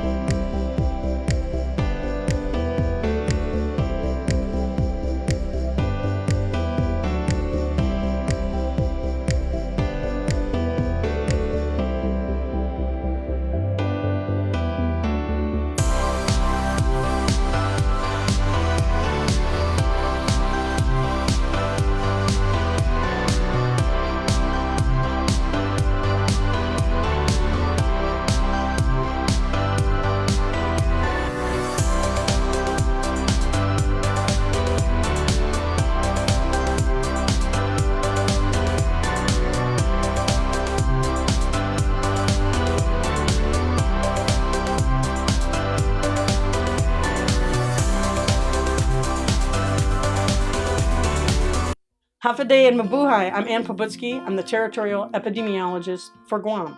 Wearing a face covering protects you and those around you. We know that COVID-19 can be spread by people who are not showing symptoms, which means they are asymptomatic. Because Guam remains at risk for significant community spread or transmission of the virus, it is a necessary precaution to wear a face covering when you are in public. Everyone must wear a face covering when they leave home, have it visible at all times, and put it on when they see others nearby. Face coverings are required for everyone when shopping at stores, seeking healthcare, and inside the workplace. Covering your face reduces the chance that you will unknowingly infect someone else if you are carrying COVID-19 but have no symptoms. Prevention saves lives. For more information, please call 311 or visit our website at dphss.guam.gov. Some and it was like, really? Sweet spaghetti this early in the morning? Sign me up. Right, but you know, this past week we've been doing the Breeze Holiday Bake Club. We had Sarah Phyllis Camacho on. She made her Hasselbeck butternut squash with Callan. If you use that in Words with Friends, you would like dominate everybody. If you put Hasselbeck butternut squash, you would like destroy everybody. And yesterday we had Cami Aguirola. She did her vegan champolado with the coconut milk. Oh, it looks so good. And well, today I'm sharing a recipe. It's Russian tea cakes. Ooh. Something that, I'm excited about it. My parents, my mom, she used to make that when we were younger. And I just kind of Googled it. I actually didn't ask her for the recipe, but I Googled it and tried it out. This is actually, I think, my second time making it. Was there any vodka in it? Is it No, legitimately Russian? Were you playing Tetris when you made this? It's so easy to make. My goodness. And it only takes like 10 minutes to bake. Oh, really? Yeah. It's only like 5 or 6 ingredients. I threw in a little of my own little special something. Something. But you know what? something. I think maybe on Christmas I'm going to try throwing in some like pumpkin spice or something like that. And, brie mix it. Brie mix! Yeah. So anyway, here's Russian tea cakes.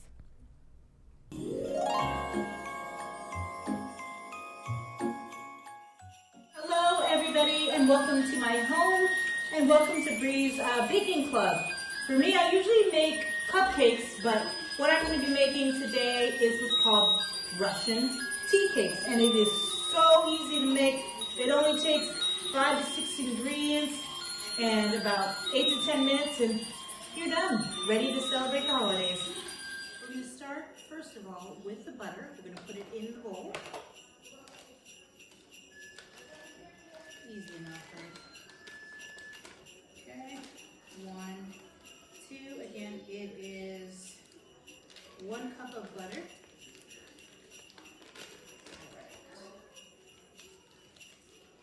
And let's see, 1 cup of butter, and then you put the powdered sugar. So I have already measured everything out.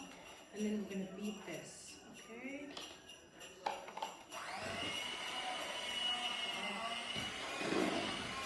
I haven't made this in a long, long time. So, just going to beat this up.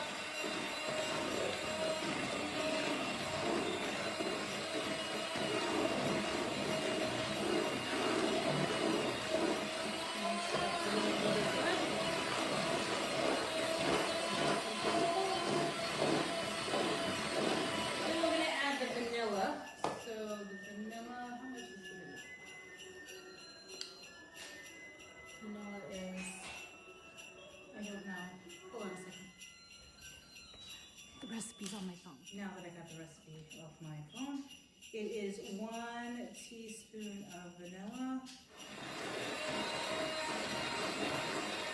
Okay, 1 teaspoon of vanilla.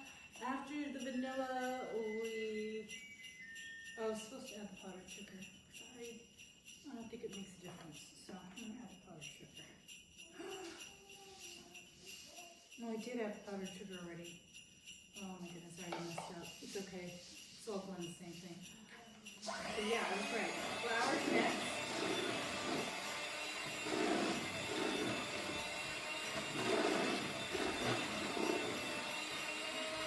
It's so choppy. Okay. So let's just stop here. I think I'm going to stir it. I don't know what I'm doing, but it's okay. Okay, it's starting to form a dough, which is some salt, and I think it was supposed to be a quarter teaspoon of salt. How much was this one? This is a quarter teaspoon. Okay, quarter teaspoon of salt. Just stir that together. Consistency, it really is starting to make a dough. Okay. Now we're going to put in the nuts. It really is super easy. It seems like a lot of nuts. And these are Russian tea cakes. And Mom used to make this when I was younger. So, and again, I've only made this one other time. It's really starting to thicken up. 2 minutes.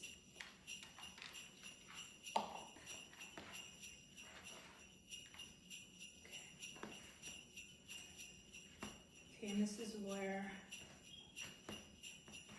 I pre-mix it and add in my coconut, just because I like coconut.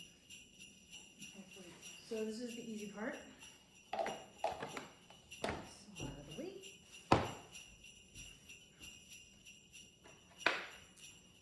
Make it tricky sheet. Ungreased, alright? And you make little balls. Done playing with the balls. Okay, I'm making the balls. And so now we are going to put it in the oven, and it's going to go quick because it only takes about, what does it say? It only takes 8 to 9 minutes to bake. Okay, so now we wait 8 to 10 minutes.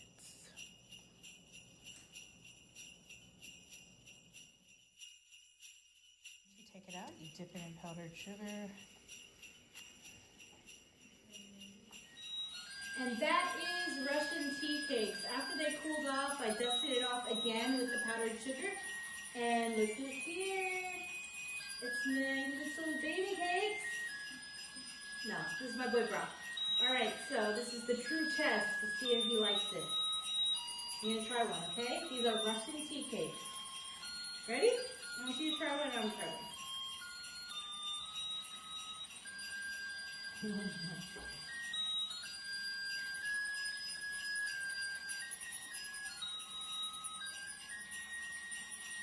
They're kind of like steady. What do you think? You like it? Mm-hmm. Really? I'm surprised. There you go. Russian tea cakes. They're really, really good. Merry Christmas, everybody. Merry Christmas. Bye.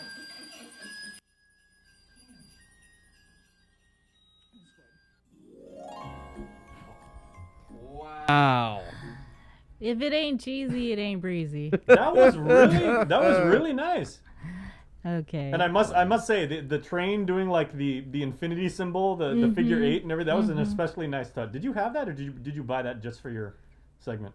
I actually just got it for my son because, you know, I'm so bad I haven't even put up a tree. I haven't had time. And, you know, my son's like, you need a Christmas tree. I'm like, okay, well, let me just get this little train thing. How long do those cakes How long do those cakes last? Because it seems like there's a little like moisture in it. So like, can you put them out and leave them out like in the same night, or like how long will, like if you make a batch, how long will that be good for? I don't know, maybe like a week. Oh, nice. When It's you make usually something gone. like that, Jason, they're not sticking around for a long time. They're going to be gone. Yeah. Okay, and I must say, as that segment was informative, it was well edited, it was well shot. There is one fail though. Where are the actual tea cakes in real life here? I brought some in on Monday. yesterday. You didn't need it, so I didn't even see it.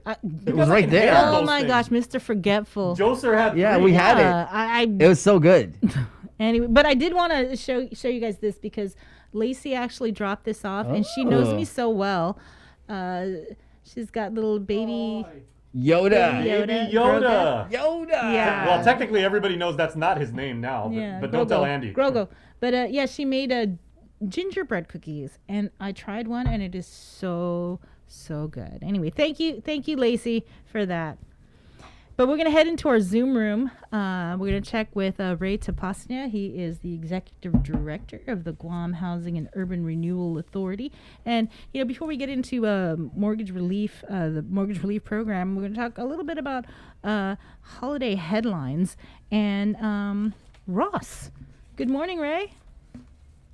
Good morning, Bree. How are you doing? I'm doing okay. How about you?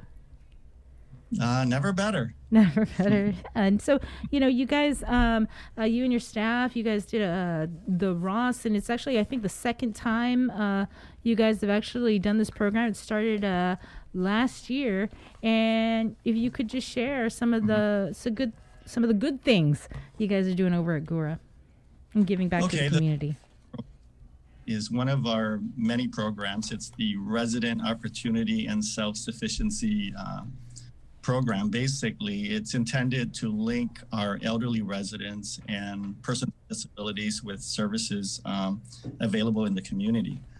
What we did last year through our Ross program is we reached out to the various schools and had them host a Christmas dinner at the various developments and Christmas caroling, but obviously, we're not able to do the same thing this year because of the pandemic. So what we did is we hosted we requested for an art project where the students, with the help of their parents, can basically design a Christmas card or a Christmas ornament for our elderly residents.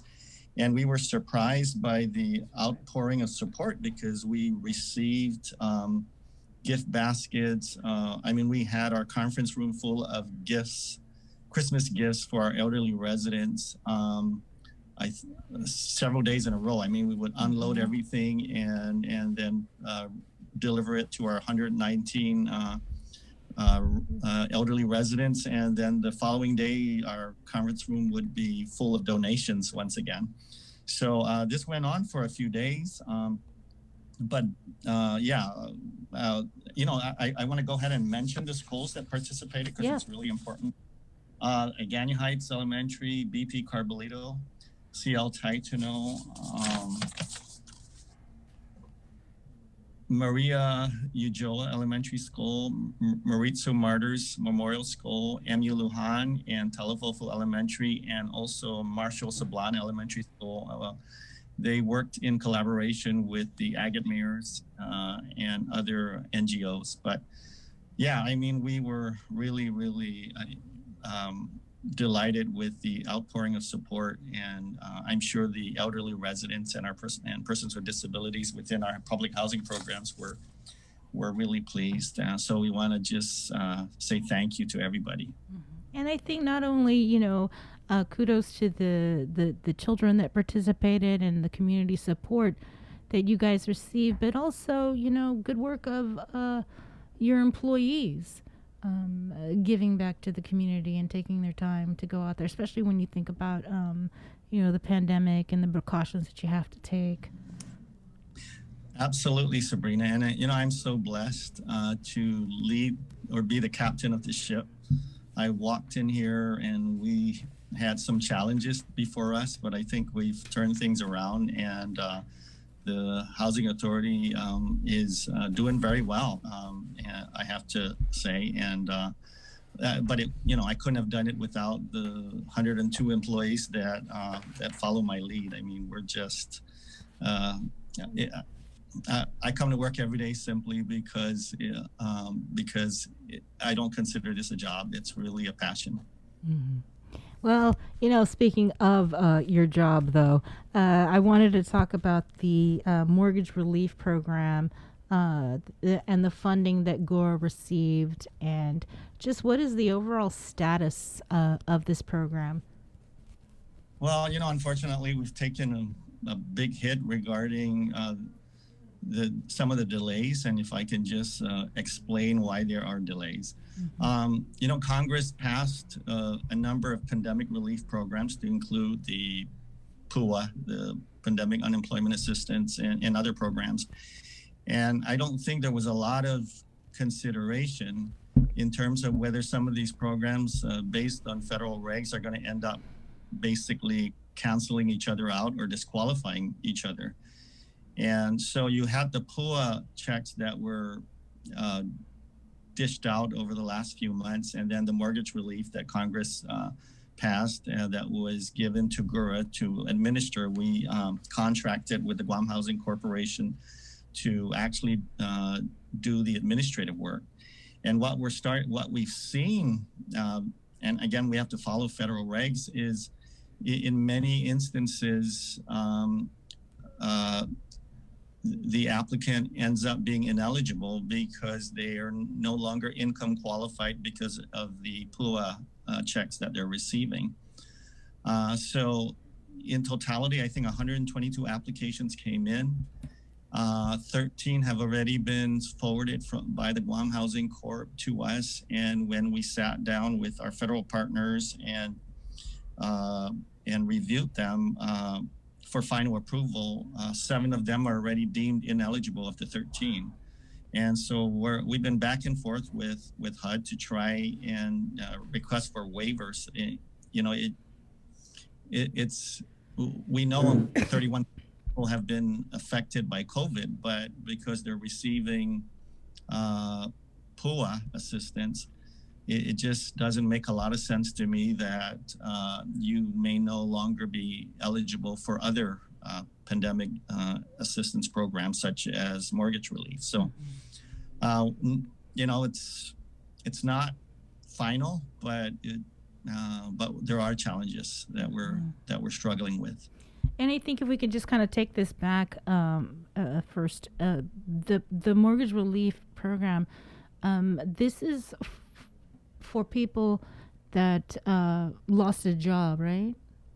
That's one of the eligibility requirements. And because they received PUA because they lost their job, that makes them ineligible, at least as far as you know at this point. Correct. Well, that's really unfortunate. Is that something that's just unique to Guam, or is this a problem that's across the country that have this program? I would presume it's nationwide, simply because the federal regs apply to every state and territory equally. And so, yeah, I mean, there's pandemic unemployment assistance that's given out to every state, and I'm sure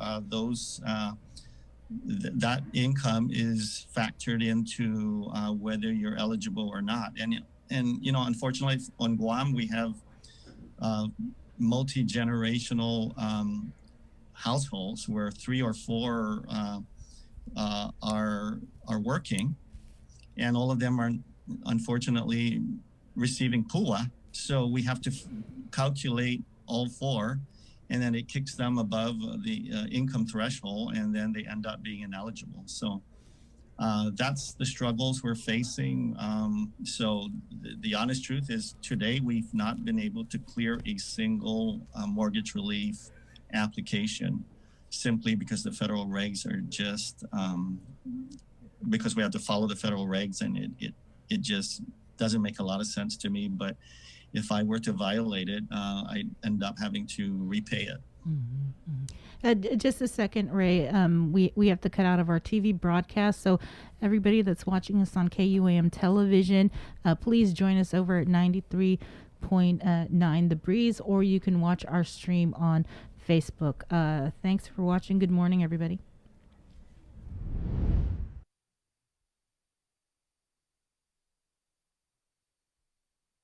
And we are back. We have with us Ray Tapasnia, the Executive Director of the Guam Housing and Urban Renewal Authority, and we are talking about some of the issues that GURA and the Guam Housing Corporation are confronted with when it comes to the COVID-19 mortgage relief program.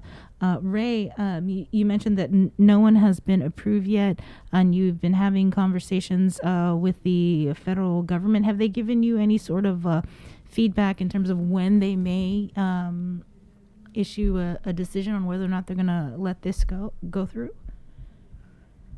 Well, I'm pretty sure we may not be the only one asking for a waiver, but as it stands, the waivers have not been granted. And my position is, or the request we put on the table is, if you are affected by COVID, if you lost your job or you had a reduction in hours, then certainly you should be able to qualify for mortgage relief. But that doesn't seem to be the position of our federal partners. Basically, their position is, well, you received PUA, then that perhaps should have been applied towards getting you caught up on your mortgage. And, that's kind of the way the discussions have been going. Again, nothing set in concrete. I'm just saying as of today, we've not been able to get any, we've not been able to provide any good news to any of the 122 applicants that have submitted their request for mortgage relief. Mm-hmm. So who would be, I guess, eligible for this program? If people that, if their employment was affected, if this is what this was specifically set up for, who would be eligible for this program? We also, and I haven't seen the details, but I know Congress just passed something the other day that would give Guam a lot of money for rent relief. We believe the rent relief would be more successful simply because most of the folks that are that would be applying for rent would not have, because you have to consider the fact that based on federal regs, we have to consider your assets as well. Mm-hmm. And if you have a $500,000 house and you lost your job due to COVID, more than likely you would not be income eligible, simply because the federal regs would prohibit it. But if you are just renting, then you more than likely don't have the asset that would disqualify you. And so we believe with Congress's recent passage of rent relief, we're probably going to have a lot more success. Mm-hmm. I'm crossing my fingers, but that's kind of my take on that. Mm-hmm. Have you been able to maybe discuss these concerns with the congressman? Unfortunately, no. He and I can talk, but he's not as accessible as I would like. Right. Yeah. Can people still apply though? That think that they may be eligible for the program? Oh, absolutely. There's, the Guam Housing Corporation is still accepting applications, and I think it'll go on for several more weeks. So, no, I don't. I think that there's a checklist, and my apologies, I don't have it in front of me, but there's a checklist that they would pick up, and you can just review that checklist and determine whether you're eligible or not, and then submit your application. They go through the process of reviewing the application, then forward it to us for final approval. Mm-hmm. I know you said that you were unsuccessful with speaking with the congressman. What about the Guam legislature or the governor's office to see if they can help try and clear this up? Constant communication with the governor's office, with the governor, in fact, regarding the mortgage relief. She's gravely concerned of the way things have gone, but she also recognizes that federal regulations have to be complied with. And if we deviate from that, then similar to PUA, you end up having to, somebody has to pay that back. So, I'm one of the things I had suggested publicly in one of my press releases is perhaps Congress can pass legislation that would do away with some of these regulations, rather than just passing bill after bill after bill, and some of them are technically canceling each other out because there's not a lot of thought as to whether PUA income would deem you ineligible for mortgage relief. So that's my suggestion to Congress. Why don't you pass legislation that would do away with some of these stringent rules? Right. And maybe we could expedite some of these mortgage relief and rent relief rather than having to give out bad news that you're ineligible simply because your assets are above the threshold or your PUA payments are above the threshold. Yeah, it kind of makes you wonder if it's impacting this particular program, how many other federal assistance programs that it could have an impact on and make people ineligible for. So, was there anything else, Ray? Any other assistance programs that you're working on, or? Well, since you asked, I mean, even in light of the pandemic, GURA continues to do what it's mandated to do, and I'm just really excited because the Sinahanya Central Arts Hall is the work is ongoing. That's a $895,000 project. And it's the first for GURA of its kind that GURA has embarked on. We have the Women's Treatment Center in Tizen that we're just pending the approval of the building permit, and then we can break ground. I'm hoping to do that by early part of next year. That's a $2.3 million project. And again, it's just pending DPW review on the building permit. And then the Umatic baseball field project is, we just laid the foundation for the dugouts. So work is ongoing there. That's a $806,000 project, and we hope to complete that shortly. And then you have the Mongmong Totu Maiti Community Center. We're similar to what you see in Sinahanya. We're going to put a hat on top of the basketball court and then renovate the basketball court. And then the Inarahan basketball court, we will commence construction shortly. The Sinahanya Fire Station project, the request for proposal for the A&E design is supposed to be advertised today. So we hope to get firms bid on that or submit proposals to design the fire station, And then finally, the Ilearn Academy Charter School, that's a $12 million project. We got approval from HUD for the $12 million. I'm sorry, it's a $32 million project. GURA's share is $12 million, and HUD just approved it a couple of weeks ago.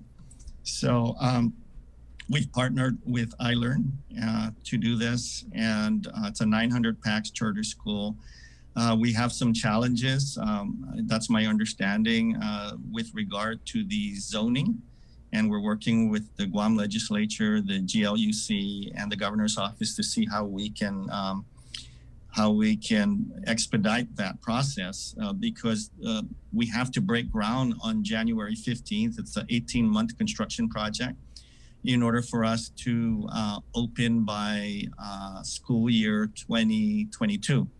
If we don't meet, if we're late on breaking ground on the construction, we may have to push the project. It's not like any other project. It's a school, so schools open typically around August of every year. So we would have to push it back an entire school year, and that would be unfortunate. So we're working very closely with everybody to see how we can facilitate the approval of the zone change so that the charter school construction can commence.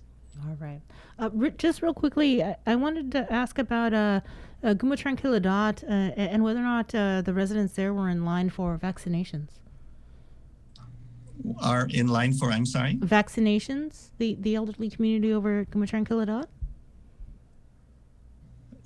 I haven't heard. I would presume that they would be coming up on the priority list fairly soon. The average resident is about 65 years old down there.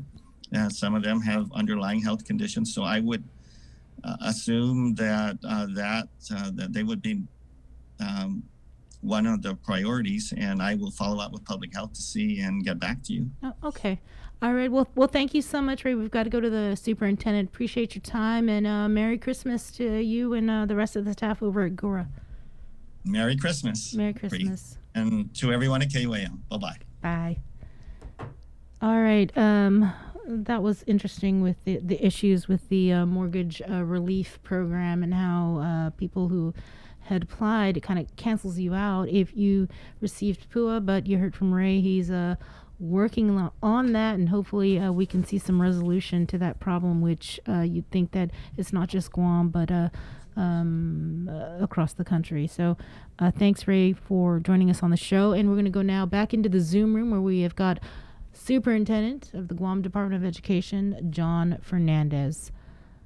Good morning, John. And good morning, Sabrina and Andy and Jason. Good to see you guys. Good to see you. You certainly kept all of us busy in the media yesterday with all the press conferences that happened. So, I'm just going to let you go ahead and give us the progress report, because there's certainly a lot going on with GDOE. Right. Well, I thought it might be anticlimactic since we see you every week, and hopefully we've been leading up to this final decision. But yes, of course, a final decision by the board's not final until they take an official action. And there were some moving parts toward the end there. So basically, yesterday, when it comes to the decision about being able to reopen our schools, the board did meet in a special meeting, and they passed a resolution that authorizes us to move forward once the governor gives her approval to reopen school facilities for face-to-face instruction. And of course, there are a lot of parameters and rules and restrictions in place. So the expectation is that if the governor does authorize us to come back during the second semester, the beginning of the second semester, which begins January 4th, we do plan to continue with all three models of learning. So online and hard copy will continue, and January 4th, those students should expect to be back and doing their work. But face-to-face instruction, we're going to give 2 weeks from that starting point to allow for teachers and staff to receive the training that they need for a return to the school facilities, and also, if possible, to have some orientation opportunities for parents and students to be done safely, and then they can know what to expect leading into the first day of classes. Again, if we are able to start, with the January 4th, the first day of face-to-face instruction would be 2 weeks later, and that would be January 19th at the earliest.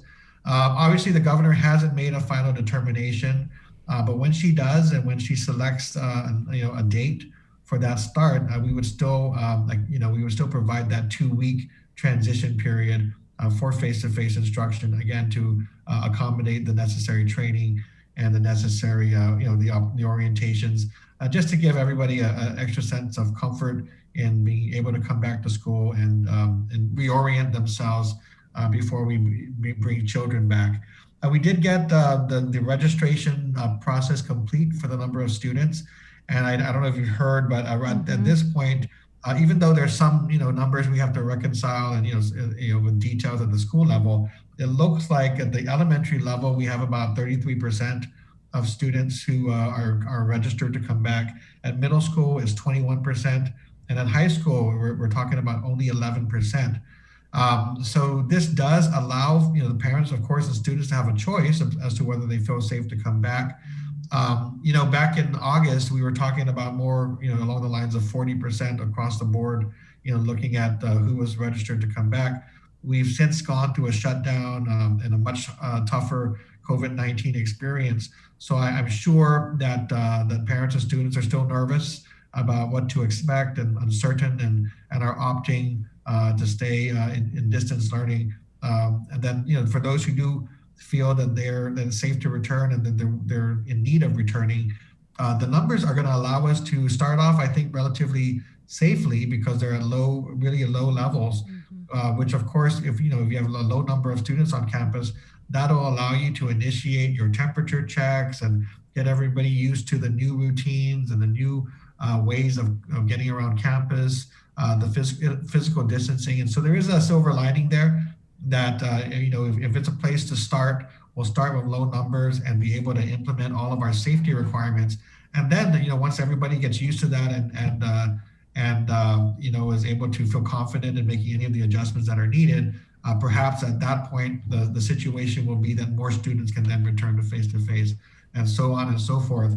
So I look at it as a good thing. It's a starting point. It's not really the end goal.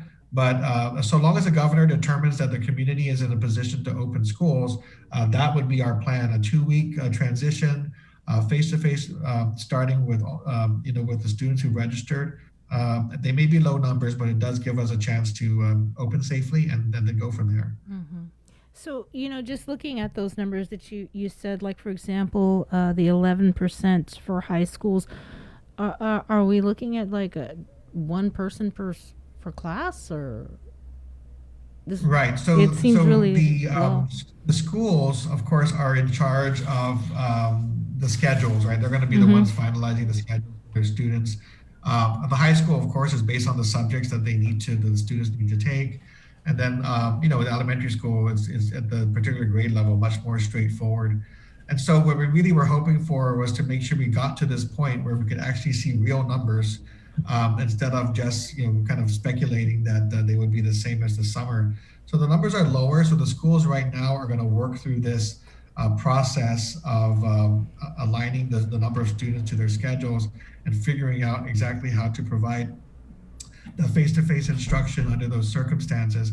I'm not gonna want to confuse the issue at this point, but it does raise the question of, well, do we need to be in 3 cohorts, right? Because the plan is that even if it's just 11%, that number is supposed to be divided into 3 groups, alternating days. So I'm sure there's going to be discussion about, how is this going to work under the 3 cohort plan? How is it going to work in terms of the number of teachers you need on campus versus the ones who can continue to do distance learning? It's going to be a lot of work just starting now to align all of those factors. But again, it's this is an issue that I think is puts us in a better position than where we were looking at maybe 40% or higher numbers coming back to school.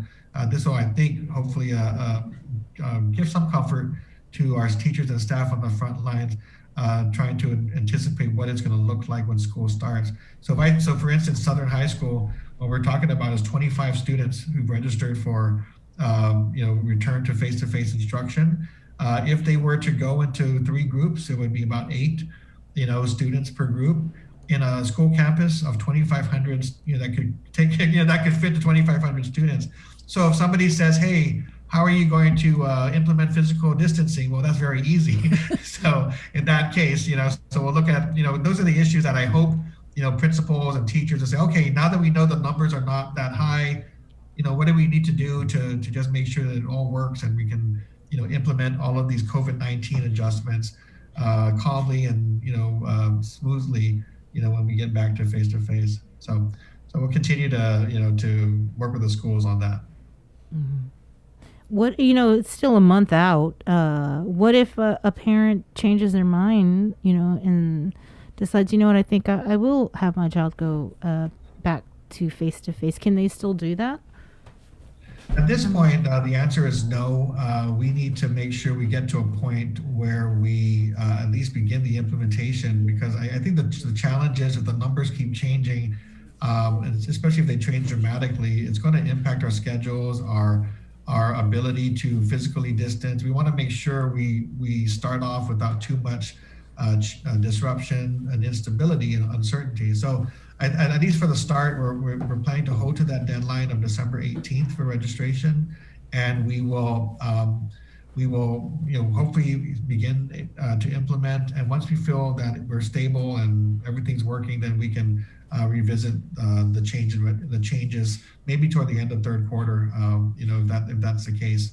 So we'll see how many what the reaction is of parents. We know many of them are going to wait and see how it's going, of course. But again, it's going to be too disruptive to our teachers and staff to deal with different numbers, trying to make sure we know which model of learning they're in and make the transition from one model to another. And then, of course, if we do it one way, there's going to be those who say, can we do it the other way? Can we change 1-2 times? And we've had that experience over the last semester, and it's been tough to manage. I have a question. I feel like I should raise my hand here in class and wait to be called on. But has there been any talk of maybe a dedicated standalone online public school, you know, Guam Online Elementary or middle, for those that are just not comfortable at all sending their kids back? Right now, Catch the holiday soundtrack starting December 1st. We're doing online at every school, and mostly because we had to shift so quickly to be able to serve all the students who wanted that option. But again, down the road, that looks like you know, it's one of the ideas we need to explore. I think there's been a general agreement from our teachers, our administrators, and our central office team. You know, as we work on implementing distance learning and using technology in a more central way, there does seem, and of course, with all the experience, now that we've implemented it and we've had a chance to try it out, I think there's going to really be a good discussion about how to maintain and sustain the online learning option. And again, not even just for COVID-19. I mean, at some point we hope to get through COVID-19, but down the road, I mean, you can see how this might help different sets of students with different types of needs. So for instance, especially like advanced students, sometimes you get students who are really just excelling, but there are not enough of them to like set up a different class just for their advanced subject or their AP subject. But using technology, we might be able to, get enough students like that across the district and do an online course just for them. So there's ways that for those who are really excelling to take advantage. There's ways for those who need additional interventions to be able to use online supports in addition to their face-to-face instruction. There are other opportunities. We have a lot of students in non-traditional circumstances. Might be that they may have a lot of family responsibilities. They might be teenagers pregnant, want to continue their education. Those who need to work. Older students who just need to do credit recovery. There are different ways that we can use online learning to facilitate those needs. So that's an exciting conversation and the silver lining to the COVID-19 situation. What's good is that you have a lot more teachers who say, oh yeah, I know how to do that, versus, last summer. I think last summer everybody was, what are you talking about, Zoom and Google Meet, and what happens when we get online? And there's been a lot of that, especially in the beginning of the year, a lot of that technical support needed and the additional maybe social and emotional support. Look, we're going to get through this, but that first month, I mean, it's amazing. And of course, the kids play a very, very strong role in that. They're the first ones to tell the teacher, you sent this and you wanted us to fill it out, but how am I supposed to fill it out? Right? I mean, I don't have a tablet, or I need to print it, or it's been a really, despite the challenge, it's been a great opportunity to really dive in. And as challenging as it is, I think we'll come out of it with extra abilities and capacities to do new things. So that's going to be something we look forward to. Yeah, when I was doing the Touch of Class segment, interviewing some of your teachers, they all said the same thing. They said, hey, we're doing our best, and we just want patience from the students and the parents. And, as you said, learning as you go, nobody had a playbook from day one. So learning as we went, but I'm sure you'll agree, your teachers have been amazing through all this. Yeah, and like I said, it's a different set of dynamics. So the teachers are making that adjustment, and I do know that they've been asking for patience from the community to allow us to get through this period. I mean, even those school districts who have an online component, they weren't doing it for all students, right? It's just for those particular sets of students. So it really has been an experience for everybody. And like I said, I do appreciate that. The funny thing about this movement into technology is that the kids are actually a very critical part of that improvement, because they're the digital natives, right? So they're the ones who can fix things. They're the ones who can help you do it better. We should welcome their. I mean, it's funny to listen, because the kids don't hold back. They just illustrate, hear their comments and suggestions. I think it's one of those things where we say, okay, we want to get better. What do the students say, and what do the students think, and what do they suggest about improvements, so that we can be better as digital citizens. The other thing, of course, that I think is tough for teachers that I've noticed is that you can get some teachers who are just fantastic in the classroom because they have that face-to-face, they have that charisma, they have the strategies to engage, they're interacting with the kids. That doesn't just translate online automatically. So, you're finding a group of teachers who are just really good at the online, who may have, even some of the newer teachers who may not have been experienced in the classroom, going online and producing content and making it entertaining because they might be more used to technology. Some of our teachers who are really great in the classroom but have a more difficult time transitioning, starting to learn that there are different techniques you have to use online that are just going to be a different facet of instruction that you're not used to. But we certainly, believe that you have the same skills and the same capacities. It's just, a new environment. So a lot of learning going on for all groups involved. But again, it is, like you said, it's a tough situation because it's it's a health and safety, pandemic, that we're going through. But there are a lot of bright spots that we should be looking forward to once we get to a point where things are safe. We've learned a lot, and we need to just build on that. John, how's this gonna work when we return face to face? Are all teachers going to be going back to the campuses, or some that are doing distance learning going to stay, working at home? How does this all Right. work So out? there's going to be, again, this is one of those things at our school level that need to be arranged at the school level. So the plan is on January 4th, online and hard copy continue. So those are not to be interrupted. Okay. Those are going to continue, and then face-to-face starts on the 19th. Those 2 weeks will, the school administrators understand that they are to provide training to their employees, but they're going to have to arrange their schedules accordingly so that they can ensure that teachers and staff have the opportunity to participate. So they're going to work that schedule out to ensure there's enough time and opportunity to do that training. Some of the training is going to be live, like synchronously, like we're doing here, and some of it will be asynchronous, where the teacher can go to a webinar and go through that, and have to certify their completion of that online training. So there's going to be a combination available to the schools. But again, for the teachers and staff, we're going to work through, we're going to work through the schedule so that we can accommodate those who are closing out, their grades and other things for their kids for the the end of the second semester, and then being able to shift to training and do so within their schedules. Mm-hmm. So right now, we're going to let the school administrators work on meeting the needs of their employees. Mm-hmm.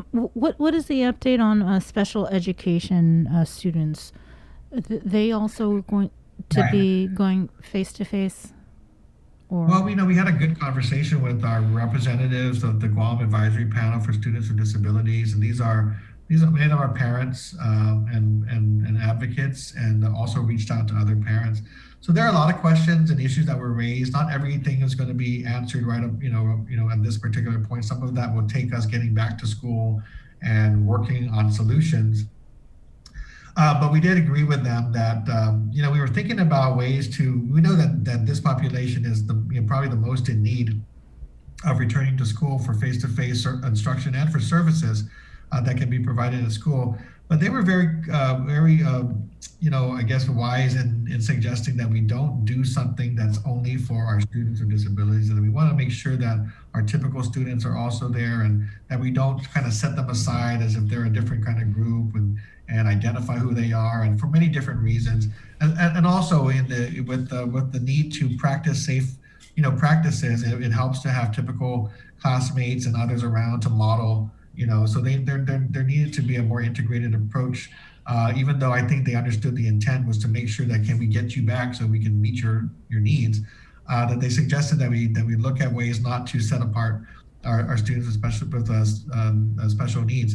So we definitely took that to heart and said, we're not going to do that. We're going to make sure that when we do open, and when we're ready to open, we'll include, the group, everybody who's in that grade level will be able to be provided an opportunity to register. Now, they're the ones, the parents are the ones who determine whether they feel that they're safe enough to come back. So they would have had to register, and those numbers reflect that maybe not every student with special needs has registered, because we know some are medically challenged, and there might be some uncertainty about the safety of the ability for their child to maintain the protective the mask and so forth. So there might be parents who say we're not ready yet, but again, for those who do come back, the intent is to revert back to their IEPs, their individualized educational plans, which were in place prior to the pandemic. That plan really specifies how education and how services are delivered to that student within the school setting. And it's our hope that we can revert to that and implement those plans. If they need to make adjustments for any reason, obviously that's when the team of parents and professionals and teachers come together to make those decisions. So that'll allow us a better return to being able to provide those services to our students versus doing it in a virtual environment, which was really, really challenging to do on all sides.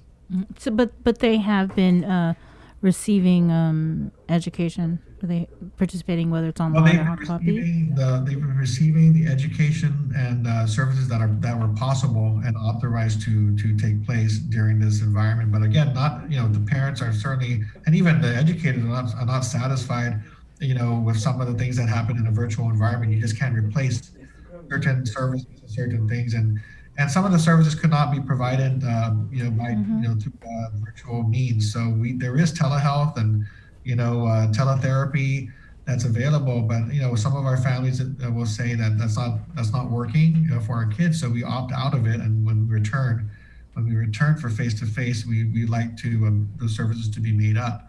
So we understand that, and that's why it's important that we see what we can do to provide them an opportunity to come back to school. What about transportation? Where are we with that? Everything's ready to go? Well, for special education, we run our own buses, so that'll be something we'll manage, for those students as normal. The buses at DPW, we've had a couple meetings, maybe 3 meetings recently in the last 3 weeks or 2 weeks to make sure that we're, all the details are being worked out. And then we meet every Monday until the start of the school year, just to ensure that all contingencies are planned for. So right now we understand that there will be, staggered seating and limited capacity on the school buses. Face masks will be required, as well as I believe we're working on the hand sanitizer solution as well. And again, we're asking our parents to pre-screen their students if they feel sick, if they don't feel like that they should be able to stay home. Once they come to school, then we will again temperature check and do all the other school entry procedures when they get off the bus. So it really, right now we're working off the same school schedules, and we don't want to make anything more complicated than it is. Same school schedules, same routes. We anticipate that there will be a schedule that will be released 2 weeks prior to the start of the school year. But it'll be similar to the past, except that the parents need to know that their students will be going on different schedules, so different days, and then on those days go to the bus stops, and then we'll see you at school. We're not sure, even though we have that plan in place, you're not sure about how many students will show up at any of your bus stops until the first day that you're operating. So, they're making adjustments and plans for that. I believe they're trying to identify extra school buses that can be made available should there be an issue. Obviously, I think the director is trying to establish a hotline to be able to contact the bus substations should there be any miscommunications or issues arising on the first day or days of school. So all those plans are in place. We're working to make sure that we can support them on the face mask and hand sanitizer side. I know they have some supply, but our plan is to provide students with their masks, and I think we do have some supply that we can provide at least to get through those first couple of months, and then we'll see where we are in terms of those practices and procedures. We do have some questions. But they're assuring us they're ready to go. That's the bottom line. We do have some questions from our online viewers. One of them asks, I'm curious about sports. If all these kids don't want face-to-face out of an abundance of caution, will they also be able to eat their cake and participate in athletics? So right now, the decision is, first of all, we have to be authorized to restart interscholastics. We are taking the same approach that we have a plan.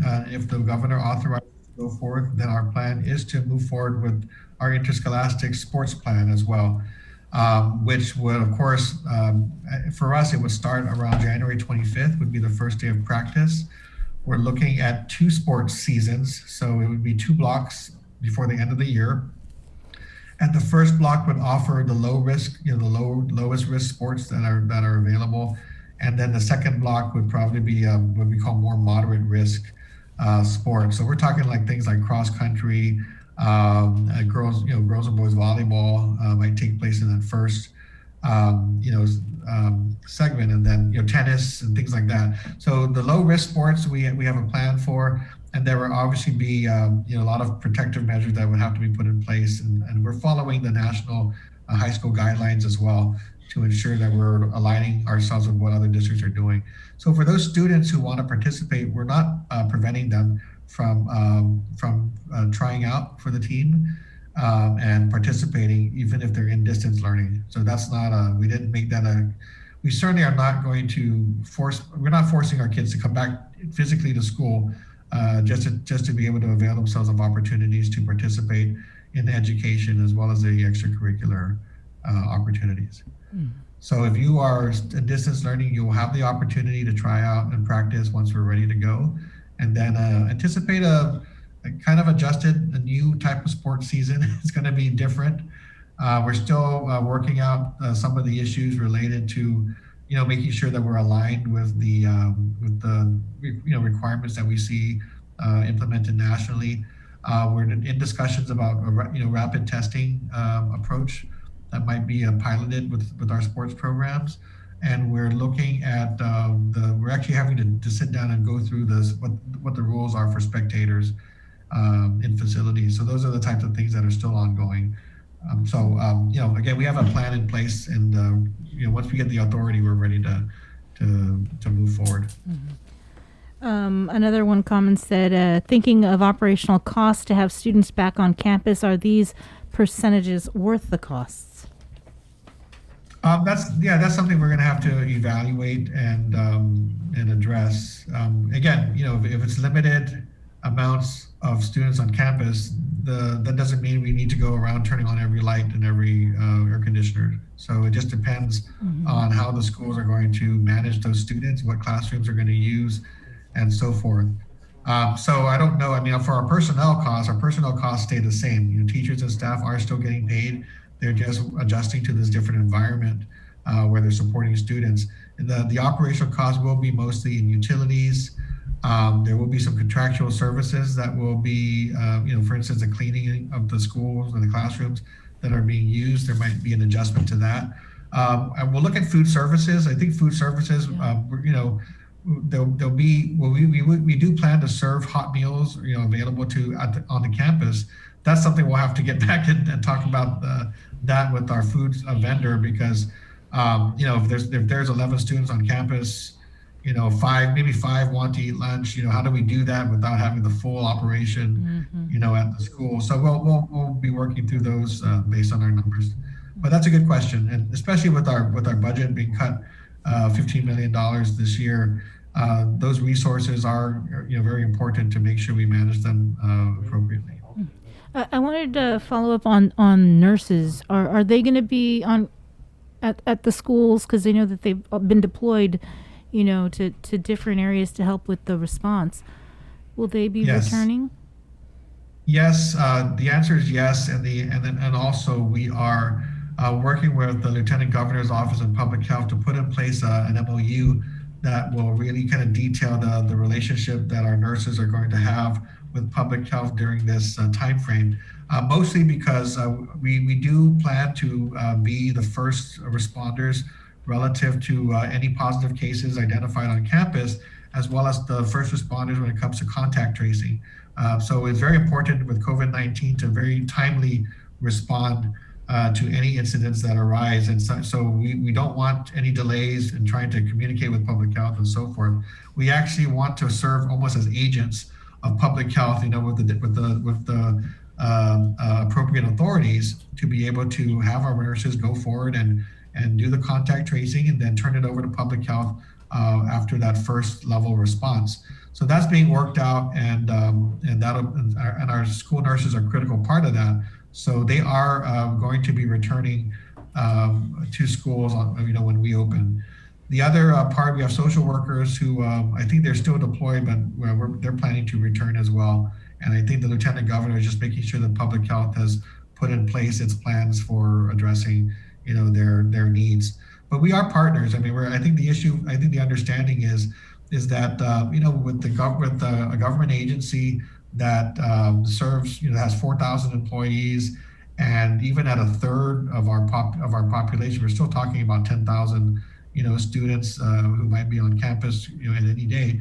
Then we're going to need to be prepared to address any issues, and we do plan to take care of our kids and our employees. And our social workers and nurses have been trained well. We've been on the front lines with public health and GMH during this time period. So they've been trained and are going to be good partners in terms of helping with the public response when schools open, and also with the community in general. So I appreciate the governor's support on that, because I do think that it's an appropriate recognition that if we do open schools, we're going to have a pretty solid team of people ready to respond should there be any situations that need our attention. Mm-hmm.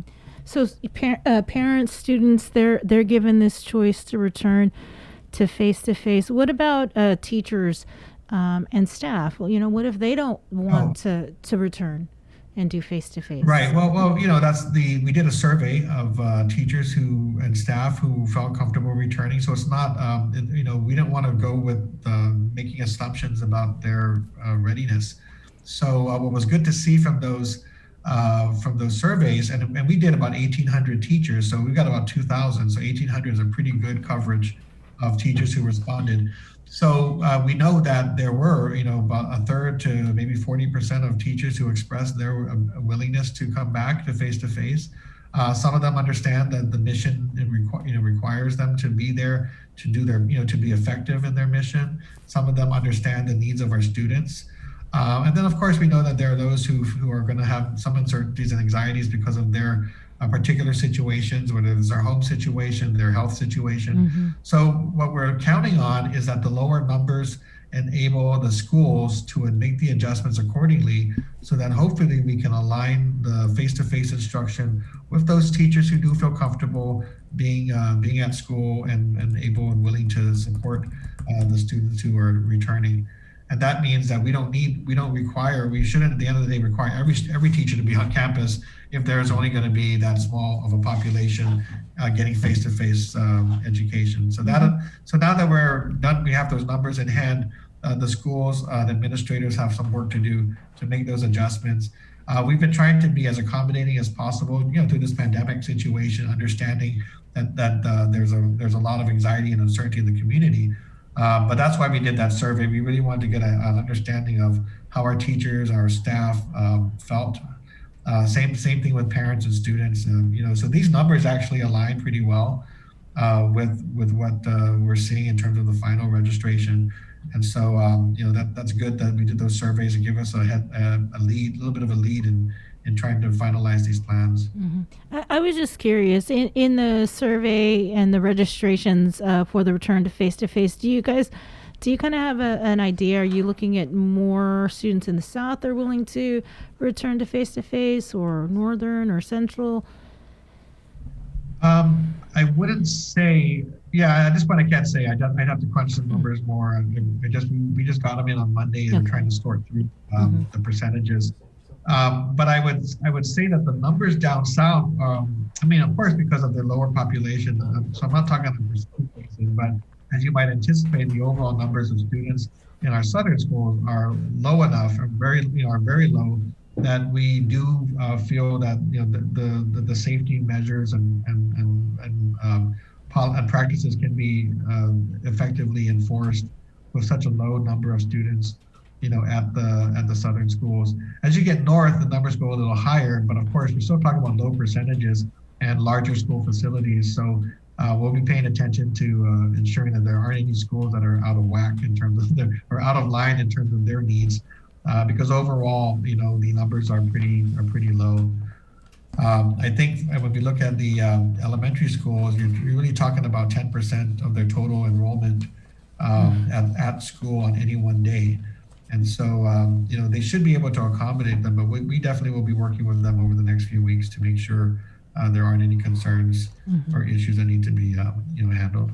We saw Eleuterio Mesa. He was in line over at Ukadu trying to get vaccinated, because of, concerns that he had, not only with comorbidities or health issues, but also the fact that, of his job and the interaction he would have with students. Where are you in conversations with public health and their VA CCP to try and move up the line, or are you comfortable where GBOE is? So our conversation with public health, first of all, we're very supportive. We're very supportive of the vaccination move. I mean, I don't know that we anticipated our schools being used for mission of vaccination, of mass vaccination. In fact, my recollection of the plan is that the field house was supposed to be the center for mass vaccinations. But public health requested Ukadu, and upon that first request, I said, for sure. I mean, get the vaccines, get them over there, and let them come in. While we are not back to face, because I think, we definitely want to be a part of that strategy, not just the response, but if we can help with getting us through this final stage, I hope, then we want to be right there. So we allowed them to go ahead and set up and work with them to set up the 3 days of vaccinations that they did for the healthcare workers. And then we understand the shift now to those with high, who are in a certain age group, higher risk. We're supporting that as well. So our understanding is that the vaccines will go in certain priority order. I'm not sure yet where educators and staff will fall. That's definitely information we provided to the governor, so they can account for that. But what we assume, following CDC and the national discussion, is obviously the healthcare individuals, and then you're going to get those who might be over the age of 65 or that certain age group that is in high risk, and then from there they will proceed down the priority list. I know that the incoming Biden administration has recommended educators be among those top priorities. So we do hope that it's possible for us to have sufficient supply of vaccines and then be able to meet the needs of our school employees. We did a survey, again, not a survey, we actually did an accounting of those who are interested in getting the vaccine within our department and within the schools. There are about 3,000 employees who are at our schools, and about 1,000 of them indicated that they would be interested in taking the virus. So about a third were interested, and we gave those numbers to the governor for planning purposes, and hopefully there will be supply so that they can they can reach that priority level. And the lieutenant governor was optimistic that we might be able to do that before the start of the school year, before January 19th. So that's good news. If that is the case, certainly hope so, and it'll just depend, I guess, on ensuring that enough supply is available. So ultimate final approval by the governor, or she even given you any sort of indication which way she's leaning? Well, I know she's leaning towards authorizing us to reopen. I think the timing, of course, is a big concern, and I know that she is probably, like many of us, but maybe 4 or 5 times more, wrestling with the decision, because it's really it is her decision first to authorize us to reopen, and that's going to be based on her assessment of the public health situation, and then based on that, it's our job to reassure her that we have the safety measures in place, that we have a plan to allow us to open up safely, and that we once we're given the green light, we will responsibly execute that plan. So I think we've done our part. We've finalized those plans. The board has given its blessing, and she has that information now that she can use to make a determination about whether or not to authorize reopening. And I think, of course, that authorization has to not only assess the risk in the community, but it also has to assess, are the schools ready? Are they going to be able to carry out their practices to mitigate the risk going forward? And I think to her, I would say that even if she gives us the authorization today, and even if we open up our school facilities on the 19th, we're still monitoring the change in the public health situation day to day. And if the numbers go dramatically in a different direction, that we're not going to be we're not going to stick with the plans just because we spent so much time putting the plan together. We do want to make sure that safety is the foremost priority. And so if we need to reverse or alter those plans because of public health, then we will do so. The board has given me that flexibility to make those adjustments in the interest of the safety and the health of our employees and our students. So I do think that we just have to be fluid and anticipate that we don't know the future. I think we're in a safe position now. I know she's worried about Christmas and New Year's, and so are we. That's why January 19th was kind of a good date, because it gave us a couple of weeks to make sure that we didn't see all of a sudden another surge in the numbers. The 19th, actually that 19th came as a recommendation from teachers. They said, look, give us some time after Christmas, after New Year's, to see if we're maintaining the progress. And I think that's a good approach. And so we went with that, the board went with that. And, that's just another measure to give that assurance to our employees that we're taking their input and their interest into consideration. Right, but 19 is the start of face-to-face. Isn't the 4th or something like that when the teachers go in for training?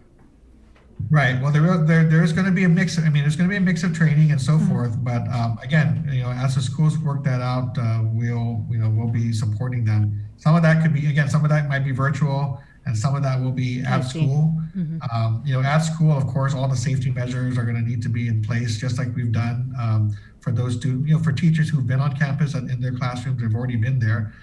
We're not having these big faculty meetings and so forth, so we'll have to make those kinds of adjustments. And also we've been operating the grab and go, the food distribution and so forth. So we've got a lot of experience under our belt as to how to operate. And so that experience will be important as we come out of Christmas and New Year's to be able to do the necessary training, but maintain, a safe environment. So the administrators are going to have to either divide them up if they need to, do some online if they need to, just to make sure that we abide by the current safety parameters.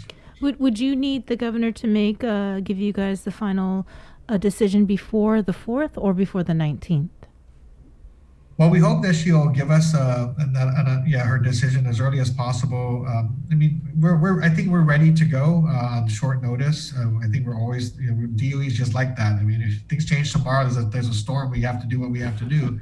But I think in terms for everybody else to plan ahead, and for parents especially, and especially if they're working with their employers, for our buses, for all the stakeholders who for whom the opening of schools has an impact, we wanted to make sure that we gave them enough time to plan and to make those arrangements.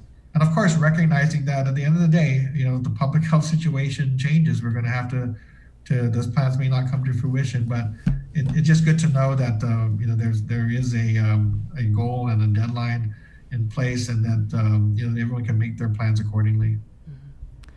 All right, John. Anything else you'd like to? No, I think the only other. We did make some make an announcement about the internet services. Yes. So we are working to make that available in January for those who do want to stay online, and those hard copy students who want to move online. Internet access will be available, as well as a new.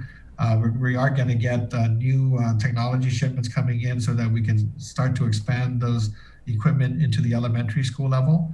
So definitely that's something we're looking forward to doing. So that was another announcement, as well as the opening of community learning centers when we're authorized to do so, which will allow our schools to do after hours support for those who want internet and technology access after school to do their schoolwork. So we'll make further announcements when those dates are determined. All right. Well, thank you so much, and Merry Christmas. Merry Christmas to all of you and to your listeners, and we hope everyone has a safe celebration. All right. So have a wonderful day. Okay. Have a safe day. All right. Take care. Bye-bye. Wow, lots of information there from the superintendent of the Guam Department of Education. We also have on our Facebook, if you want to watch the press conference that they held at 4:15 yesterday, lots of information there. Also, there was another press conference yesterday at 10 o'clock talking about this expanded internet access. So you can go there, play it back, watch it, and you will definitely be up to speed with everything going on with GDOE. Yeah. Like Jason said earlier, yesterday was National Press Conference Day, so there's a lot of info out there. Right. Yeah, So if you want to, I mean, everybody talks about like binge watching Netflix, or I binge watched Hulu, I binge watched HBO Max. Yesterday, you could binge watch KUAM News on YouTube, and that would have been a thing. Just I'm press waiting for the conferences season alone would have finale. taken you 4 hours. Season finale. Yeah, season finale. Oh, okay. We got some feedback though prior to John's interview. That was a fantastic interview, by the way. So much good information. There were a lot of comments, Bree, about your Russian tea cakes. Some people were saying, did you deliberately leave out vanilla, or was that?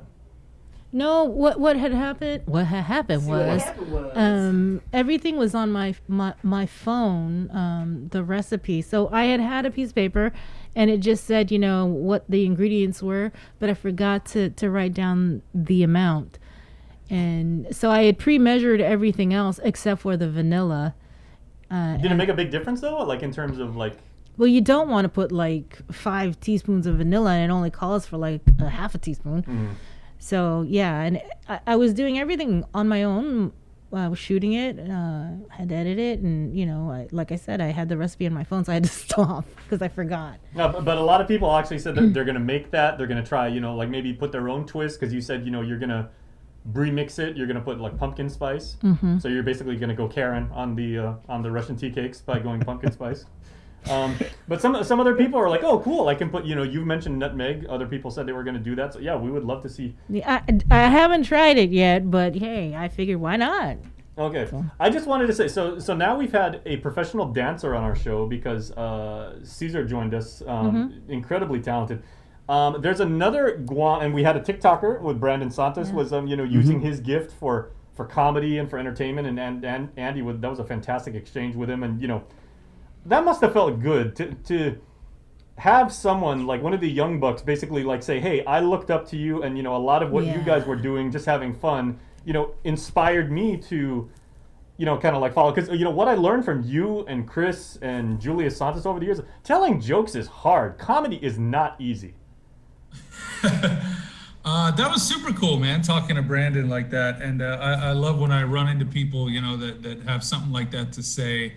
About, oh man, I remember when we were on the school bus and we were listening to you guys, or you know, thanks for making me feel old, by the way. But yeah, it's super cool, man. And like I said, you know, we didn't invent the comedy. It's just we had that opportunity and we ran with it, and seeing other people with the new media that they have run with it, I think it's pretty cool, man.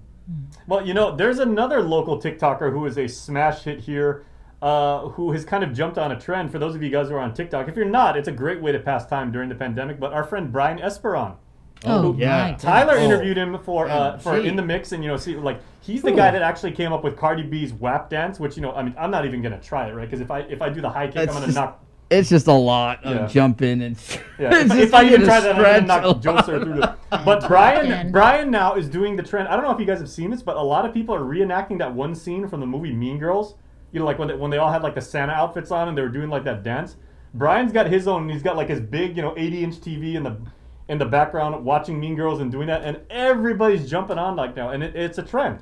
People are doing that, and it's super, super funny. And Brian is such a phenomenally talented dancer. Oh, my goodness, that it's crazy. And he's actually going to be him and the Skip crew. They're also going to be on the virtual dance show. Very on cool. Christmas night. So again, that's Christmas night, December 25th at 6:30. Right. Guam Allied Dance Force, almost 20 different groups are going to be performing, 6:30 p.m., KUAM, TV8. But prior to that, on Christmas Eve, we have the GATE program, Ernest Choco, some of the singers there performing on Christmas Eve. Again, same time, 6:30 KUAM. I was TV8. super confused, honestly. Like last week, we had so much going on with our productions and everything. So we're like, okay, Jason's handling the kids writing letters to Santa. Mhm.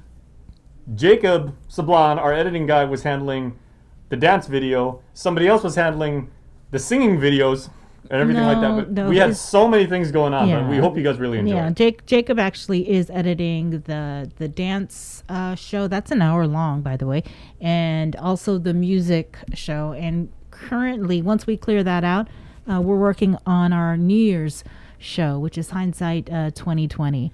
So Gee, I wonder what's going to be on that. yeah. Okay, it's and all COVID. now, can we let the cat out of the bag, please? Because it's kind of a tradition here at KUAM, and we on the news side really look forward to it every year. Is we do the top 10 stories of insert the year name here and everything like that. So all the reporters, it's a chance for them to kind of dig up some of the stories that they reported from the archive. We have contributors, that do stuff, from the other teams here in KUAM. Andy, files a lot of really good interviews. Vic's done great work with the One Micronesia podcast. Joe Sir's shot, so much. He's forgotten more video than most of us will ever learn. And it's a chance for us to kind of put stuff back, look at some of the really remarkable sound bites. But this year it was okay, it's fairly obvious what everybody was going to talk about, because from March 15th until this day, I mean, that's all that's been on everybody's mind. So obviously the pandemic is going to join it. And then Bree came up with a pretty interesting concept of how the show is going to go. I'm sorry, I was checking out my WhatsApp. What was that? Oh, so there's the show that we're doing. Okay, rewind. Okay, so we're not doing a top 10 countdown for the year, because what would be the point? Because everything is pandemic. Mhm. And by the way, number one, pandemic. No. So yeah. I just wanted to respond to Gina. She said KM should tie the dance concert with a telethon to raise money for an organization or much needed cause to help children under the Menepco. That's a great idea. Yeah, actually, and I'm sorry I didn't mention that. We are partnering with Guam Allied Dance Force, and that show is commercial free. It is to raise money for the Guam Salvation Army. So we'll have the redkettle.org, I believe that's the email address, and that'll be posted throughout the entire show for people to make a donation, because after all, this is the spirit of giving. Yeah, and then Caesar was also saying that he's still working out some of the uploading and registration stuff with Apple, because if you've ever submitted anything to Apple, it is not a 5-minute process and everything. There is a vetting procedure that you have to go through, and they do a lot of quality assurance steps. But as soon as his song Guam Christmas Carol, that many of you loved on this thing, I mean, we were getting down to it, but We should just play it again. I think so. yeah, would anybody in the chat, would you guys have a problem if we played Caesar's song? Yeah, he wrote this No, song. I didn't think so, because it's awesome. And we're actually, the proceeds from this song also will go to Yes. the Guam Salvation Army. Yeah. So let's go ahead and play And it. if you buy it on iTunes, you can also help that way if you buy Yeah. his song. Yeah. Wait, well, yeah, that's how you Yeah. you can make a donation. All right, so here it is. It's Caesar and his song called Guam A Christmas Carol right here on Breeze 93.9.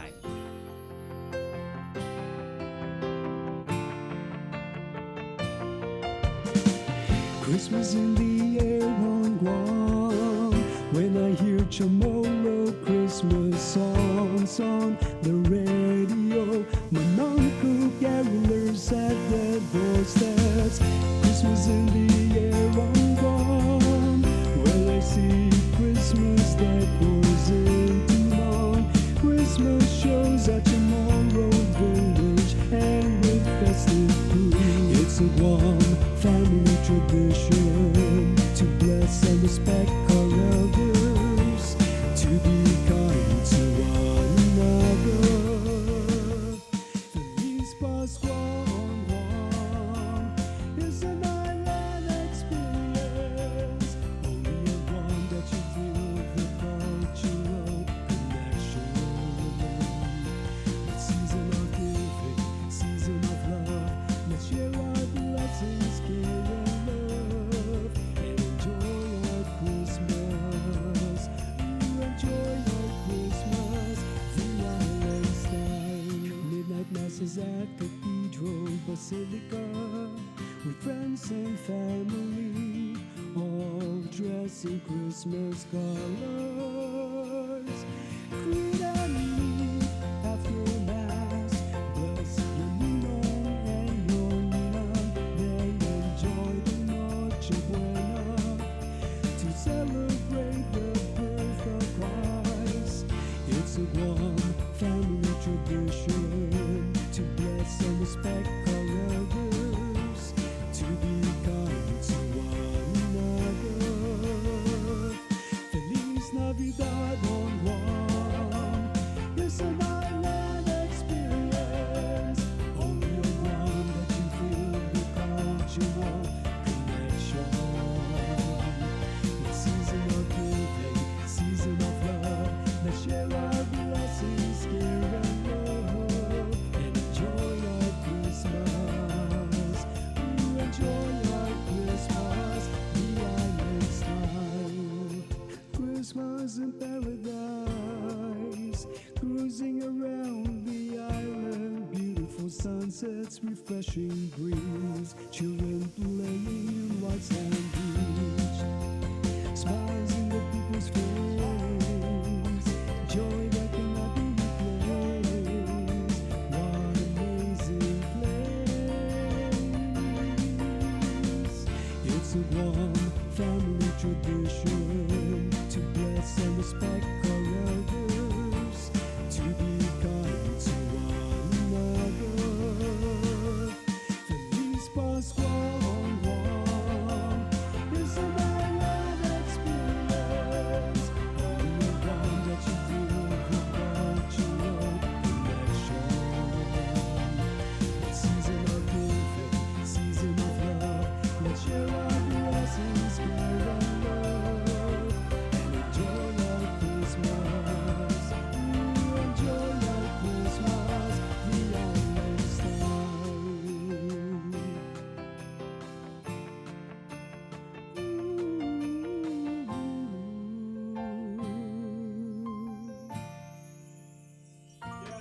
Wow. Okay, and I think Such a great song. we have a new Christmas tradition. I hope this isn't a tradition because our own Vic basically just created the first Christmas mosh.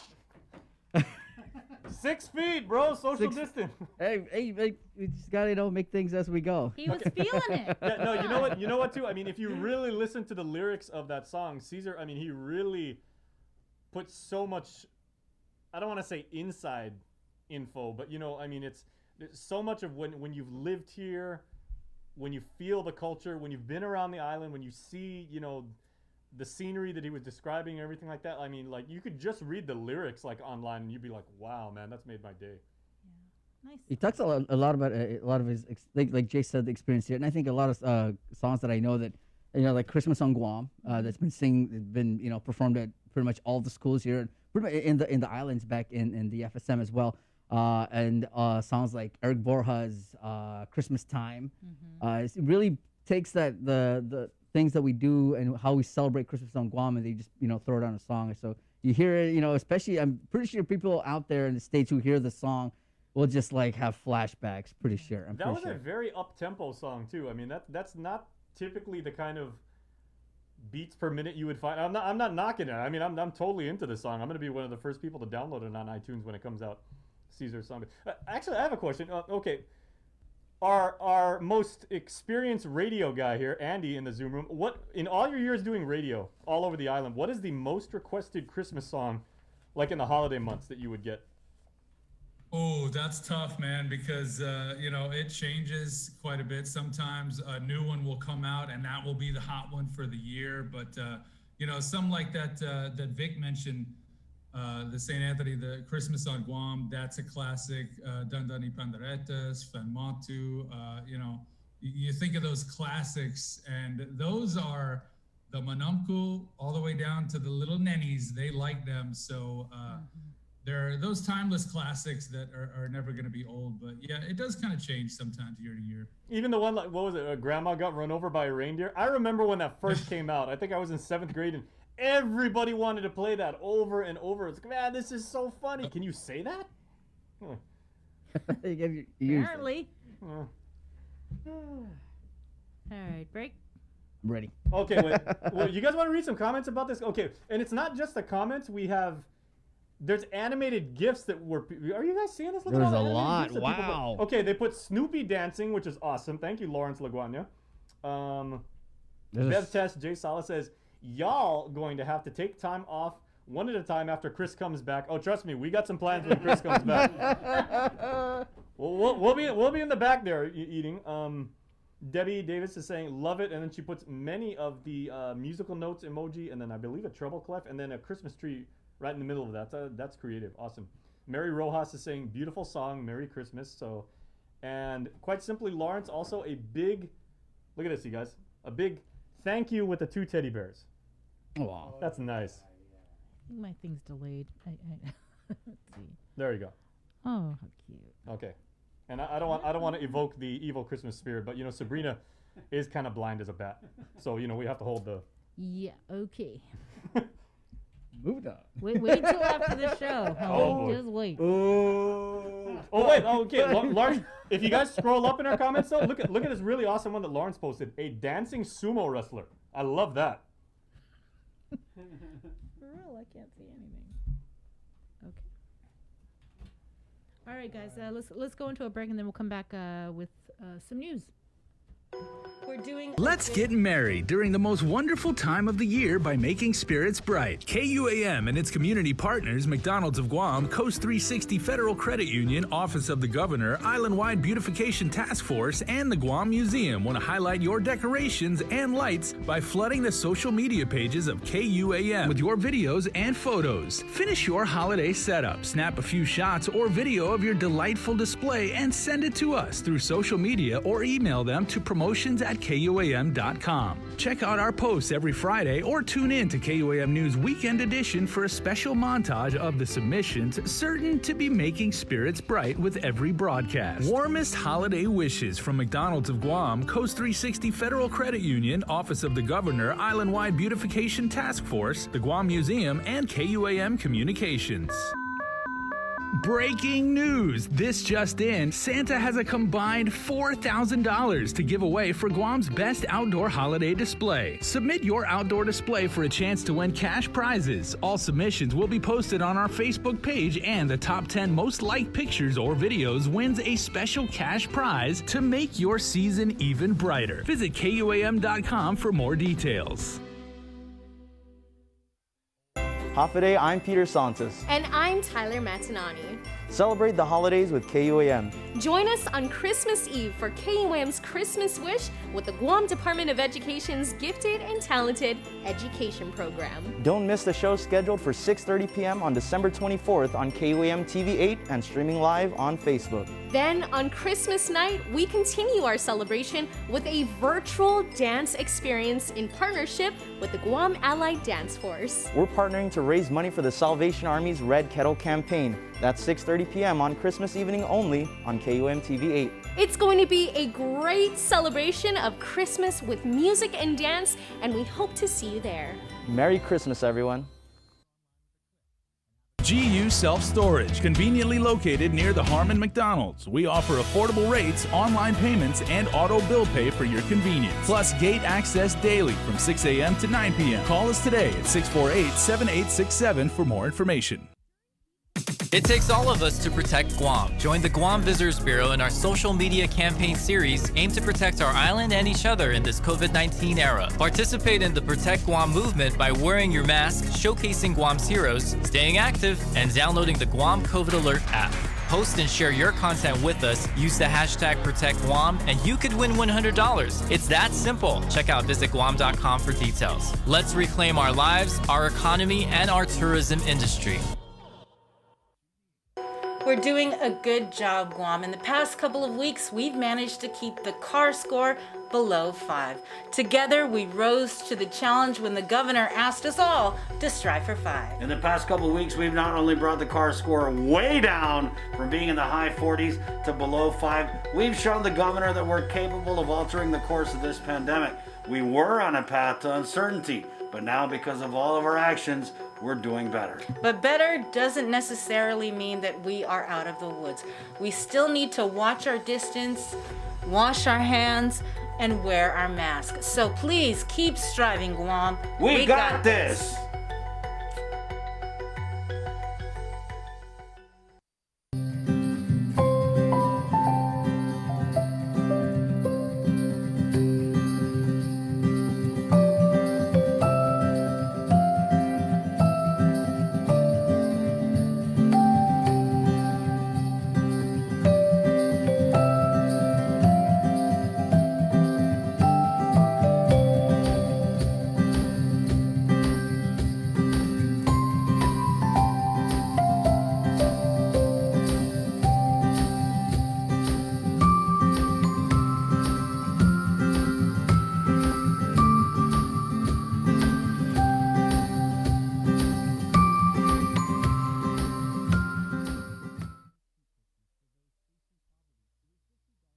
We got your 6. At 6 a.m. with the link on Breeze 93.9 FM.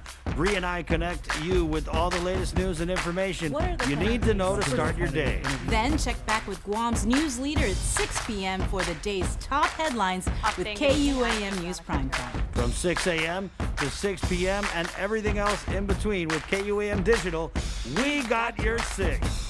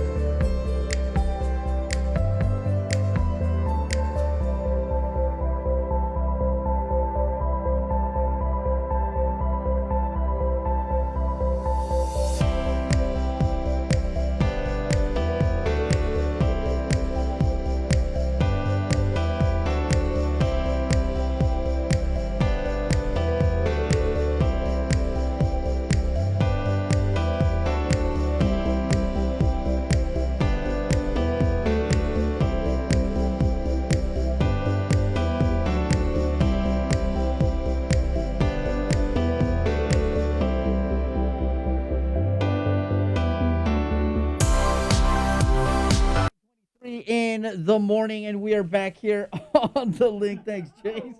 Whoa, all right. Okay, should we just talk about this already? So we're back with the show, and we gotta do a quick shout out here. Yeah, Brandon was on the show earlier today. Brandon Santos, Mr. Famous Chamorro Diamond, big on TikTok and big on our culture, and so. He, he's going to be doing some stuff for Christmas, donating goods to some of the kids out in the community. But you know what? He also made a little donation to us kids here in the studio at the link, and we're so thankful for and that. He was joining us from within his truck because he said I didn't want to interrupt my coworkers because he's already at work, and he's the marketing manager over at Jollibee right up the street from us at the mall. Right. And then about a half hour after that interview, Vic got a WhatsApp message and had to be hailed outside. Yeah, he was like, thank you guys so much for the opportunity. He's like, he could never, get on, anybody on, such a radio show or something to at least talk about what he's, he wants to do during the holidays. So it's just thank you to us for bringing him on and talking about this awesome thing that he's doing tomorrow. Yes, tomorrow. And Christmas what Eve. Exactly did he gift us with for the holidays? He asked, like, so how many of you are there? I'm like, oh, it's like 4 of us here. Just don't go all out. We know everybody is is kind of struggling during these times. So he was like, yeah, no problem. So he pulled up. I thought I was expecting like 1 bag. He put up with like 4 bags. I'm like, whoa, what's this? I'm like, is like somebody's order you're giving us? It's like, no, this is for you guys. Big thank you for all that that you the opportunity you gave me. And what exactly is in there? Jollibee's, a lot of things. They have the burger thingy. I'm just calling it the burger thingy. Smells so good. And then there's the fried chicken. Okay, Joe sir is gonna jump over here and knock you out if you don't call it the Yum Burger, basically. So it's a Yum Burger. My bad. Okay. And then the sweet spaghetti is in there as well. Sweet spaghetti on the show. Yes. Merry Christmas, everyone. And then we have the fried chicken. We had to have the fried chicken. I mean, when before Jollibee opened, before they I think the thing that kept popping what everybody was talking about was their fried chicken. So it was awesome for him to drop 2 buckets of fried chicken. Guys, we got sweet spaghetti on the shoulder. Oh, what a glorious morning! Andy, help!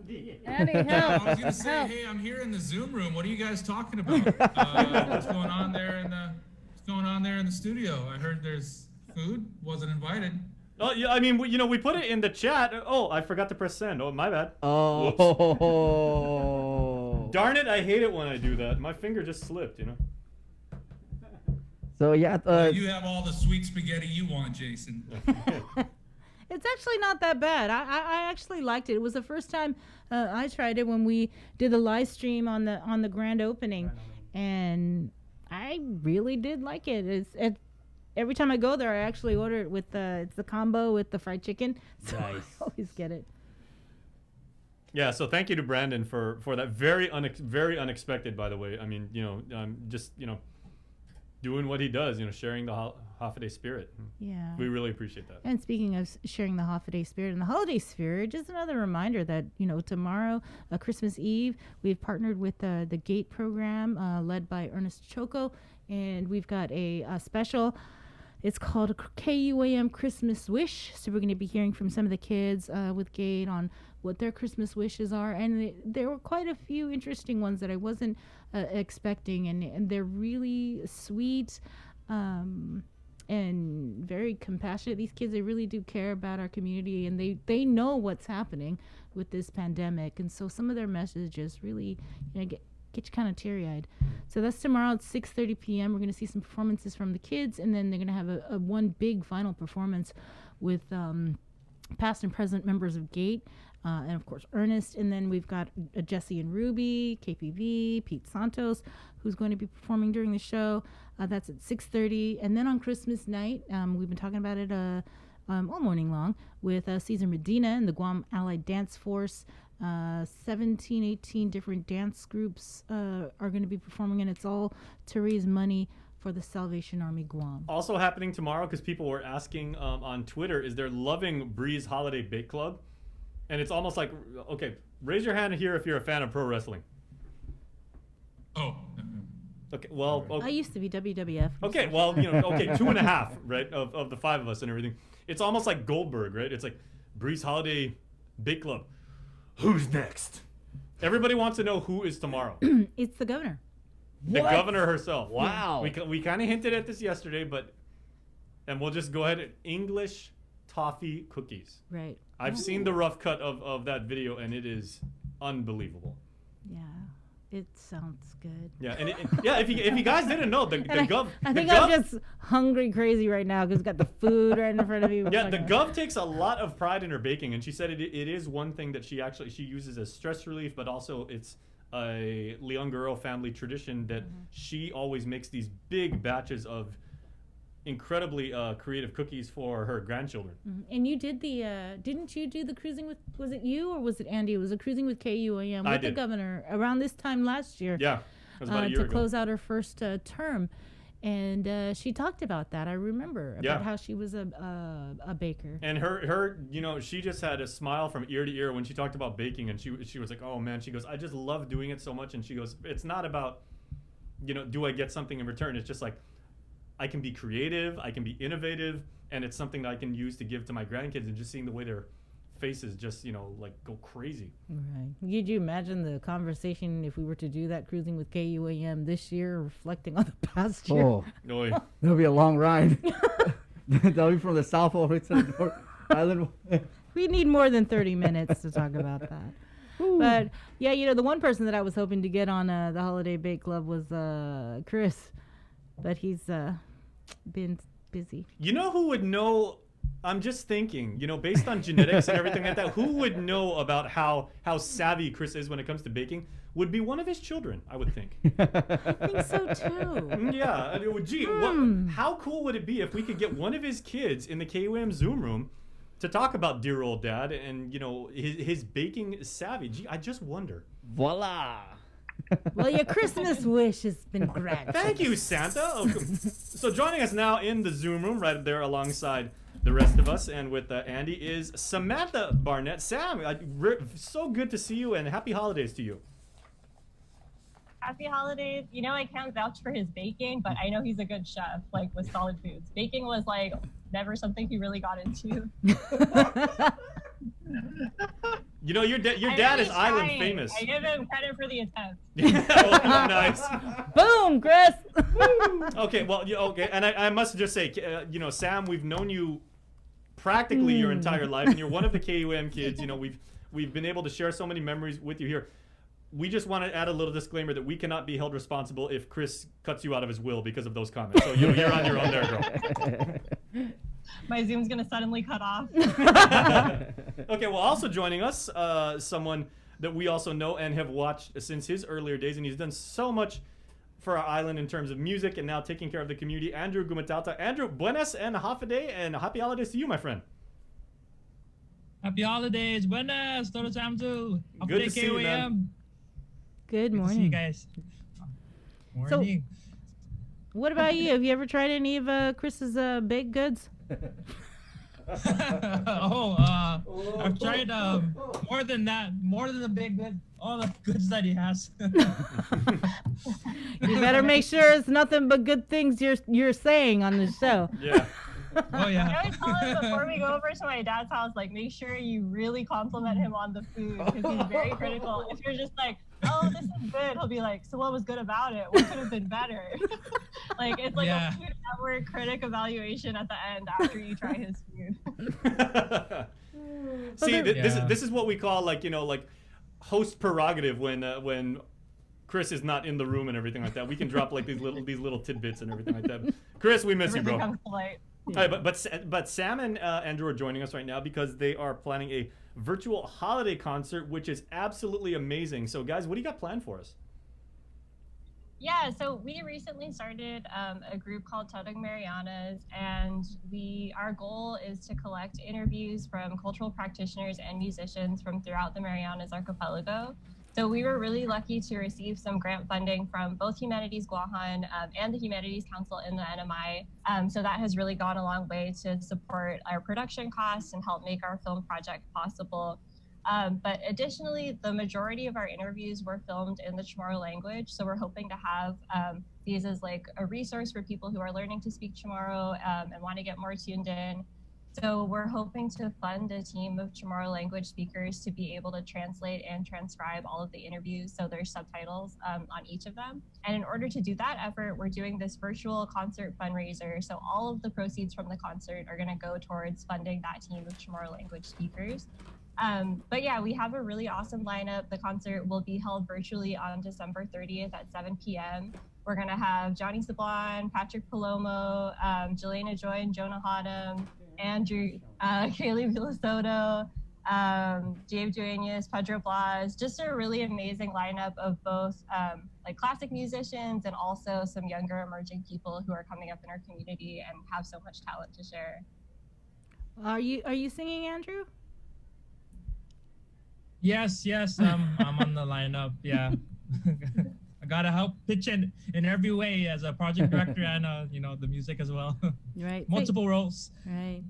But yeah, also we're launching our website too, and so we're gonna have a lot of our content of what we've been doing this past month because we traveled to the NMI in November, and so we went to Saipan, we went to Rhoda, we went to Tinian, and we really just had a intimate sit down with our interviewees, and I think we're calling it Life Narratives, and it's just a really one-on-one, like how did you grow up and what was your upbringing, and and just being in that space and experiencing for the first time I've never been to some of these islands before, and so it's really an experience and something that we want to capture in this media to bring back to people on Guam and for everyone else who wants to support this project. When are you hoping to have this project completed where everybody can see it? So I think we have. Go for it. I think they're going to be completed. We'll have all of the interviews done and published in August 2021. So we've completed the NMI portion of the interviews. We're going to spend this year kind of doing our interviews here on Guam with our musicians and cultural practitioners. And then once everything is all edited and done, we're going to have them publicly available on our website starting in August, so in the summer. How did you guys kind of select who you were going to interview? Yeah, Okay. I think it was a different process like for Guam because we're really connected to people here and like we know kind of all the musicians and who we want to speak to. But for the NMI, it was more of like a word of mouth process. Like we knew we wanted to talk to like JJ Conception, so we had to find someone who knew him and could ask him. And then like kind of the process of getting in touch with musicians over there was really interesting too, and like getting to know their music and what they had to offer. So really just connecting with like people that we knew, and then we had the Humanities Council also connect us, or they were able to recommend people who were good to talk to.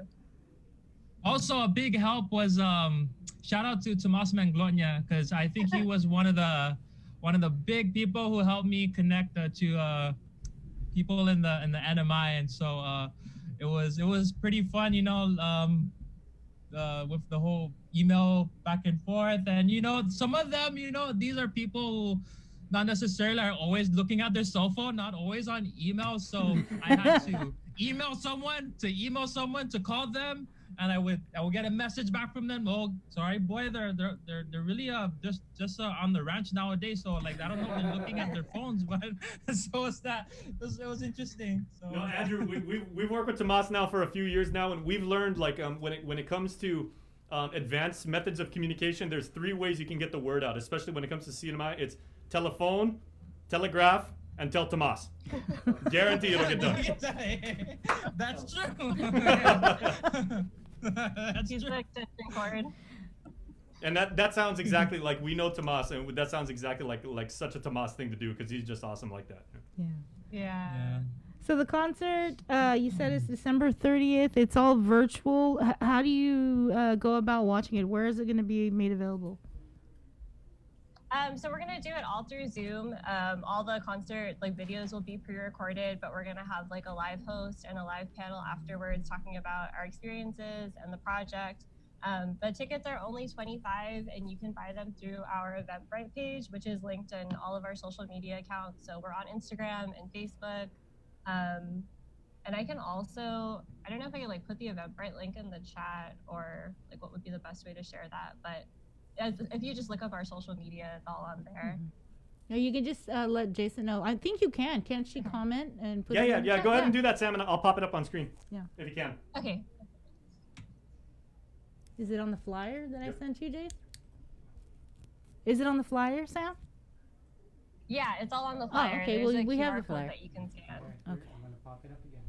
And how long is the concert? You said it starts at 7. Is it an hour, 2 hours, or? Yeah, I think it'll just be around an hour and a half. So all the performances are pretty short. Most of them are doing like Christmas songs, so it's going to be a lot of fun. And then afterwards, we're going to have a short preview of our interviews so far, the premiere of our website, and then a panel with us and the rest of our team talking about kind of what the project has been like and what it was like for us to travel throughout the NMI. Because for many of us, like we had only been maybe like to Saipan a few times before, but never to Rota or Tinian. So that was really an amazing experience to be able to just experience the rest of the archipelago. Mm-hmm. Have you ever been to Rota and Tinian or Saipan? No, and so I was just thinking, we talked about a lot like how it's for many Chamorros, like it's easier to go to like Hawaii or California than it is to go to like the rest of the Marianas, and just how there's so many barriers between us in terms of like plane tickets or just like not being able to make those connections. So we're really hoping to just strengthen all of those connections between the islands and encourage kind of that sort of like connection between us and like navigating back to who we were before. And I was thinking too, like, something that my dad always stressed to me was that there's so much like talent in our community. Like I remember like going to Live Local Fridays with him, or like being at KUAM, and he would like be burning CDs of like all the musicians who came onto the show. And so I just like grew up thinking that we had so much like talent in our island, and that was like never something that I doubted. So it's just been a really like amazing experience, and it feels really like full circle for me, like thinking back on my childhood and growing up with my dad to be able to hear like the talent and the music and the stories from across all of our islands. And so like it's just really beautiful, and it feels like I have this sense of like fullness of understanding like Chamorro identity and like Chamorro music and like all that our people and our communities have to offer. Andrew, so is there anything wonderful you'd like to say about her dad? Because if he was here, he'd be like, okay, so tell me more about me. I have comments, but I think they're for another show. We go to the break room. No.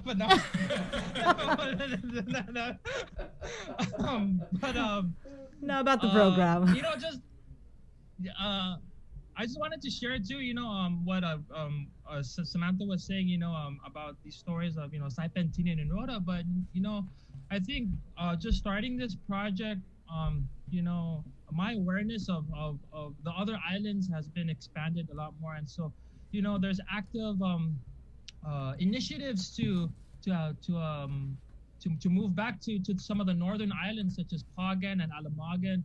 There's a boat that goes I think 3 times a year that reaches out to the family that live there. There are people who live in the northern islands. There's government initiatives to move back there for agricultural homesteads. And so I think just going on this trip and interviewing these people and just even listening to the radio, I think just our archipelago is pretty big, and it's hopefully we're trying to get an interview with the northern islands of Mara, and so really kind of highlight what's kind of these untold stories, especially for those of us here. And so I'm just so excited about this project, and I can't express how much excitement that I want to share with all the stories that we've gotten. Wait, so did you guys get to go to Pagan and Alamagan as well? No, we're planning to do it in the summer and hopefully film there.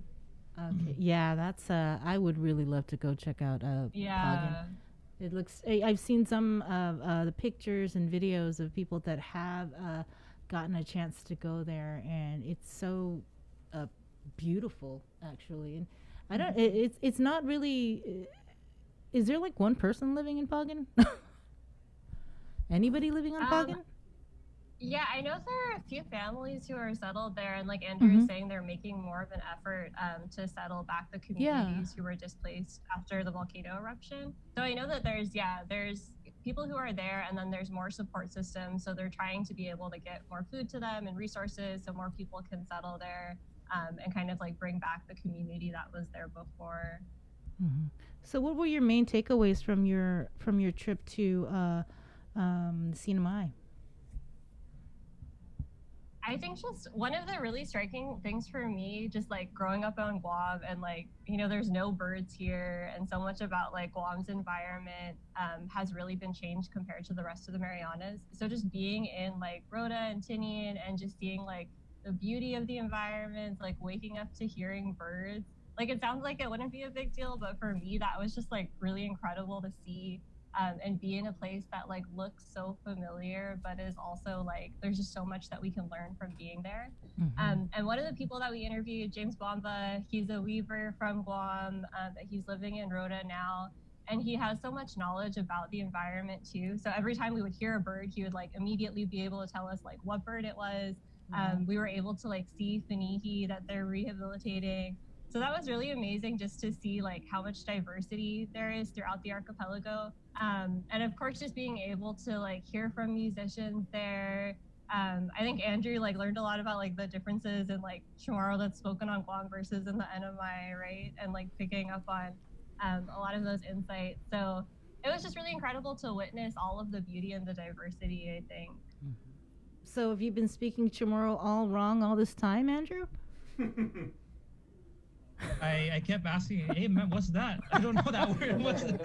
So, You're tell me saying a it long story. wrong. I'm like, oh. Well, I just wanted to shine light on one thing, because Sam, obviously you speak with a lot of experience and a lot of passion about this, and you've actually been working on this for many, many years now. So I asked your dad, a couple months ago, I was like, as you continue to further your education, how close are you to completing your doctoral studies? And because I can't wait till the day when we can actually refer to you as, Dr. Samantha Barnett. So, like, how close are you to presenting and defending your dissertation? Yeah, I too am waiting for the day when I can make my dad call me doctor. But almost, not yet. I'm completing my coursework, and then after that, I'll just be writing my dissertation. So I think I'm just a few more years out. Right on. We're all behind you. We can't wait for that day when we're like, here's Dr. Samantha Barnett. All right, guys. One more push for this concert before we let you guys go. Yeah, I was just saying that I think it's an amazing opportunity, considering like all of the challenges that we've had this year, to be able to come together and like celebrate the talent of our islands, to celebrate our language. I mean, who doesn't want to hear Christmas songs from Johnny Sablon like after the year that we've all had? I think we deserve it, and you're supporting a great cause. So come check us out. The tickets are available in our Eventbrite. Please follow us on social media as well. Yeah, thank you and Merry Christmas. Merry Christmas. Merry Christmas, Andrew. Merry Christmas, Sabrina. Merry Christmas, everyone. Andy, Jason. Thanks so much. All right, take care, guys. Bye, guys. Bye. Bye. That's good people, man. Yeah. Chris, you done well. Nice to see somebody in the Barnett family making something of themselves. Ooh. I think yeah. Well, it's taken us like 3 hours and 48 minutes to get some good old malfunction malice here on the show. You still got that humor, Andy. Yeah. Oh, it's still, some things never change. Okay, since we got a few minutes, Andy, and people have been bringing it up and everything, has there ever been talk about actually doing a malfunction reunion? Because I know people would lose their minds if you guys do that. I'm sure it's crossed your mind. Have you guys ever sat down and thought about it? Mapped it out? It comes up all the time. People will ask us, hey, is this going to happen? You guys should do this. And, now with TikTok and stuff, I can't speak for, Chris, but for myself, that was a huge chunk of my career. We did so much. We made that impact. We enjoyed it, had a blast.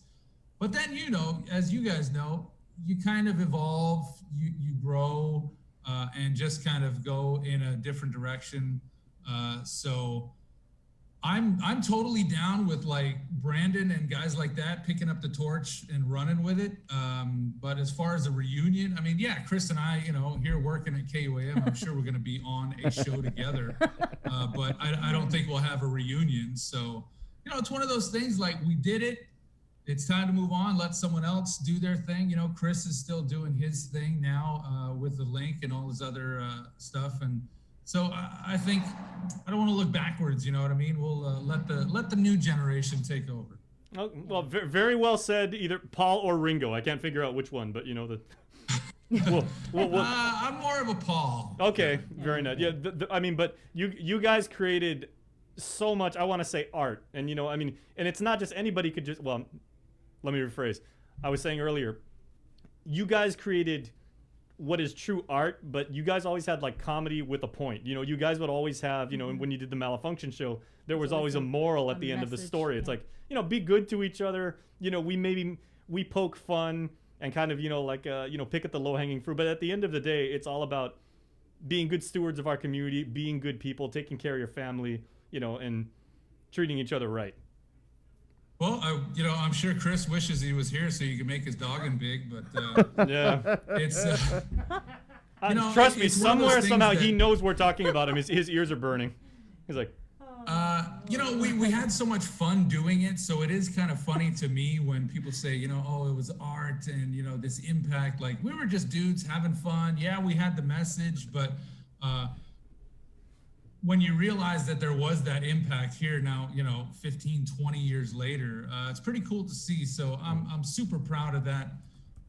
And of course, what Chris, did with the writing and the ideas and all that, it's really great to be a part of. So, as long as somebody kind of takes that, if they want to do a spiritual successor, by all means, go nuts. What was the writing process, may I ask? Because, my favorite Malfunction skit that you and Chris and Julius ever did was when you guys went down and, if I remember correctly, you guys spent the night at White Lady Bridge. Yeah. Which was I'm crazy. sure that's in the archives here at KUAM. Yeah, were you guys just can, ad-libbing that whole thing, or did you actually kind of just like sketch it out and then just say, okay, this is what we're gonna do, and then this and this, or did you guys just go in the moment? Well, that's the beauty of, when you work with other creatives, somebody will have that idea and, hey, and then maybe we could, and then the other creatives jump in with, ooh, I'm going to do this, I'm going to do that. But as far as a lot of that, it wasn't too scripted. We just kind of had an idea of what we wanted to do. But then also, when you get around with your friends, you're just kind of riffing off each other and you're kind of making it up as you go. Mm-hmm. And we had that kind of connection where we were able to do that. So kind of a super loose script, and then just let the individual creativeness flow out, on the fly kind of. I probably want to say the same thing, because Sabrina and I, we did the news together for 17 years on the set. And then, we've done dozens and dozens of productions out in the field, and I want to say, Bree, probably the ones I'm most proud of and the ones that I can still go back and watch and laugh are the ones when we kind of had a rough idea of what we wanted to do, and then we just kind of went for it. Oh, are you talking about when never mind. And we'd fight and yeah, there were a lot of things we can't show on TV, but we did one where we were leading up to Memorial Day, or we were leading up to Liberation Day, when we were over at the at Nimitz Hill. Oh yes.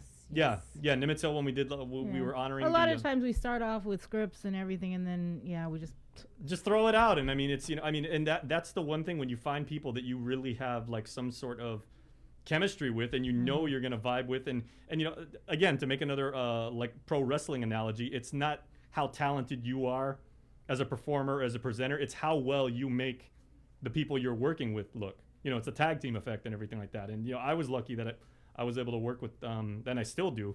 I know, it's great. Where are you going, bro? Wow, okay. Hey, what was this? Yeah, but you find people that you gel really, really well with and everything, and we're lucky that we've got here. We've got that here. We got a great family here.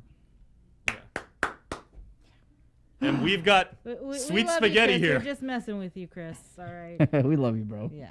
All right. So, everybody, thank you all for watching, listening, and streaming. Tomorrow, we've got our Christmas Eve show. We're off on Friday. So, tomorrow, we're having a little bit of an abbreviated show. So, we'll be on from 6 to 8 tomorrow. We've got... so big Glenn, don't wake up late again. Why? Glenn's been waking up late. You guys notice that? Glenn Luhani He's jumped. on leave now. Christmas break, so you can sleep in. That's true. So we're only on till 8. So, but we would love, and we've talked about this, we are really looking forward to exchanging our Merry Christmas wishes with each and every one of you out there in comments, because of course it's going to be a 3-day weekend. Oh yeah. It is? Well deserved. Well, Friday, Saturday, Sunday, because Friday's Christmas. Okay, yeah. Oh yeah, that's right. Oh yeah. I like the sound of that. Don't question it, Bree. I'm Just not. go with it. I'm not. Question it. I'm a workaholic, but I'm kind of looking forward to the break. Well, I'm working Christmas. I'm doing the news that day. Merry Christmas to you, Jace. Yeah, thank you. Merry Christmas to you guys. And thank you, Jace, for working Christmas. Thank you. All right, so half a day holiday cheer, Vic? Yep, that's it. Wow, what a show. Thank you guys so much. So we close out with another one from Joe Guam. Remember, half a day holiday cheer being brought to you by Guam Windward Memorial. And here we go. Guys, thank you so much. We'll see you tomorrow. See you tomorrow. Half a Day Holiday Cheer is brought to you by Guam Windward Memorial.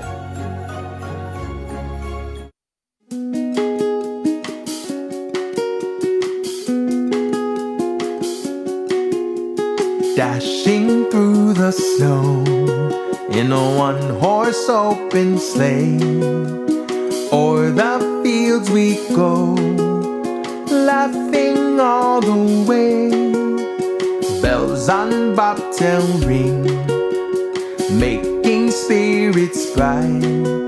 What fun it is to ride and sing a sleighing song tonight. Oh, jingle bells, jingle all the way. Oh, what fun it is to ride in a one-horse open sleigh. Jingle bells, jingle all the way. Oh, what fun it is to ride in a one-horse open sleigh. A day or two ago, a story I can tell. I went out in the snow, and on my back I fell. A guy was riding by in a one-horse open sleigh. He laughed and smiled but turned his head and quickly drove away. Oh, jingle bells, jingle all the way. Oh, what fun it is to ride in a one-horse open sleigh. Hey, jingle bells, jingle all the way. Oh, what fun it is to ride in a one-horse open sleigh.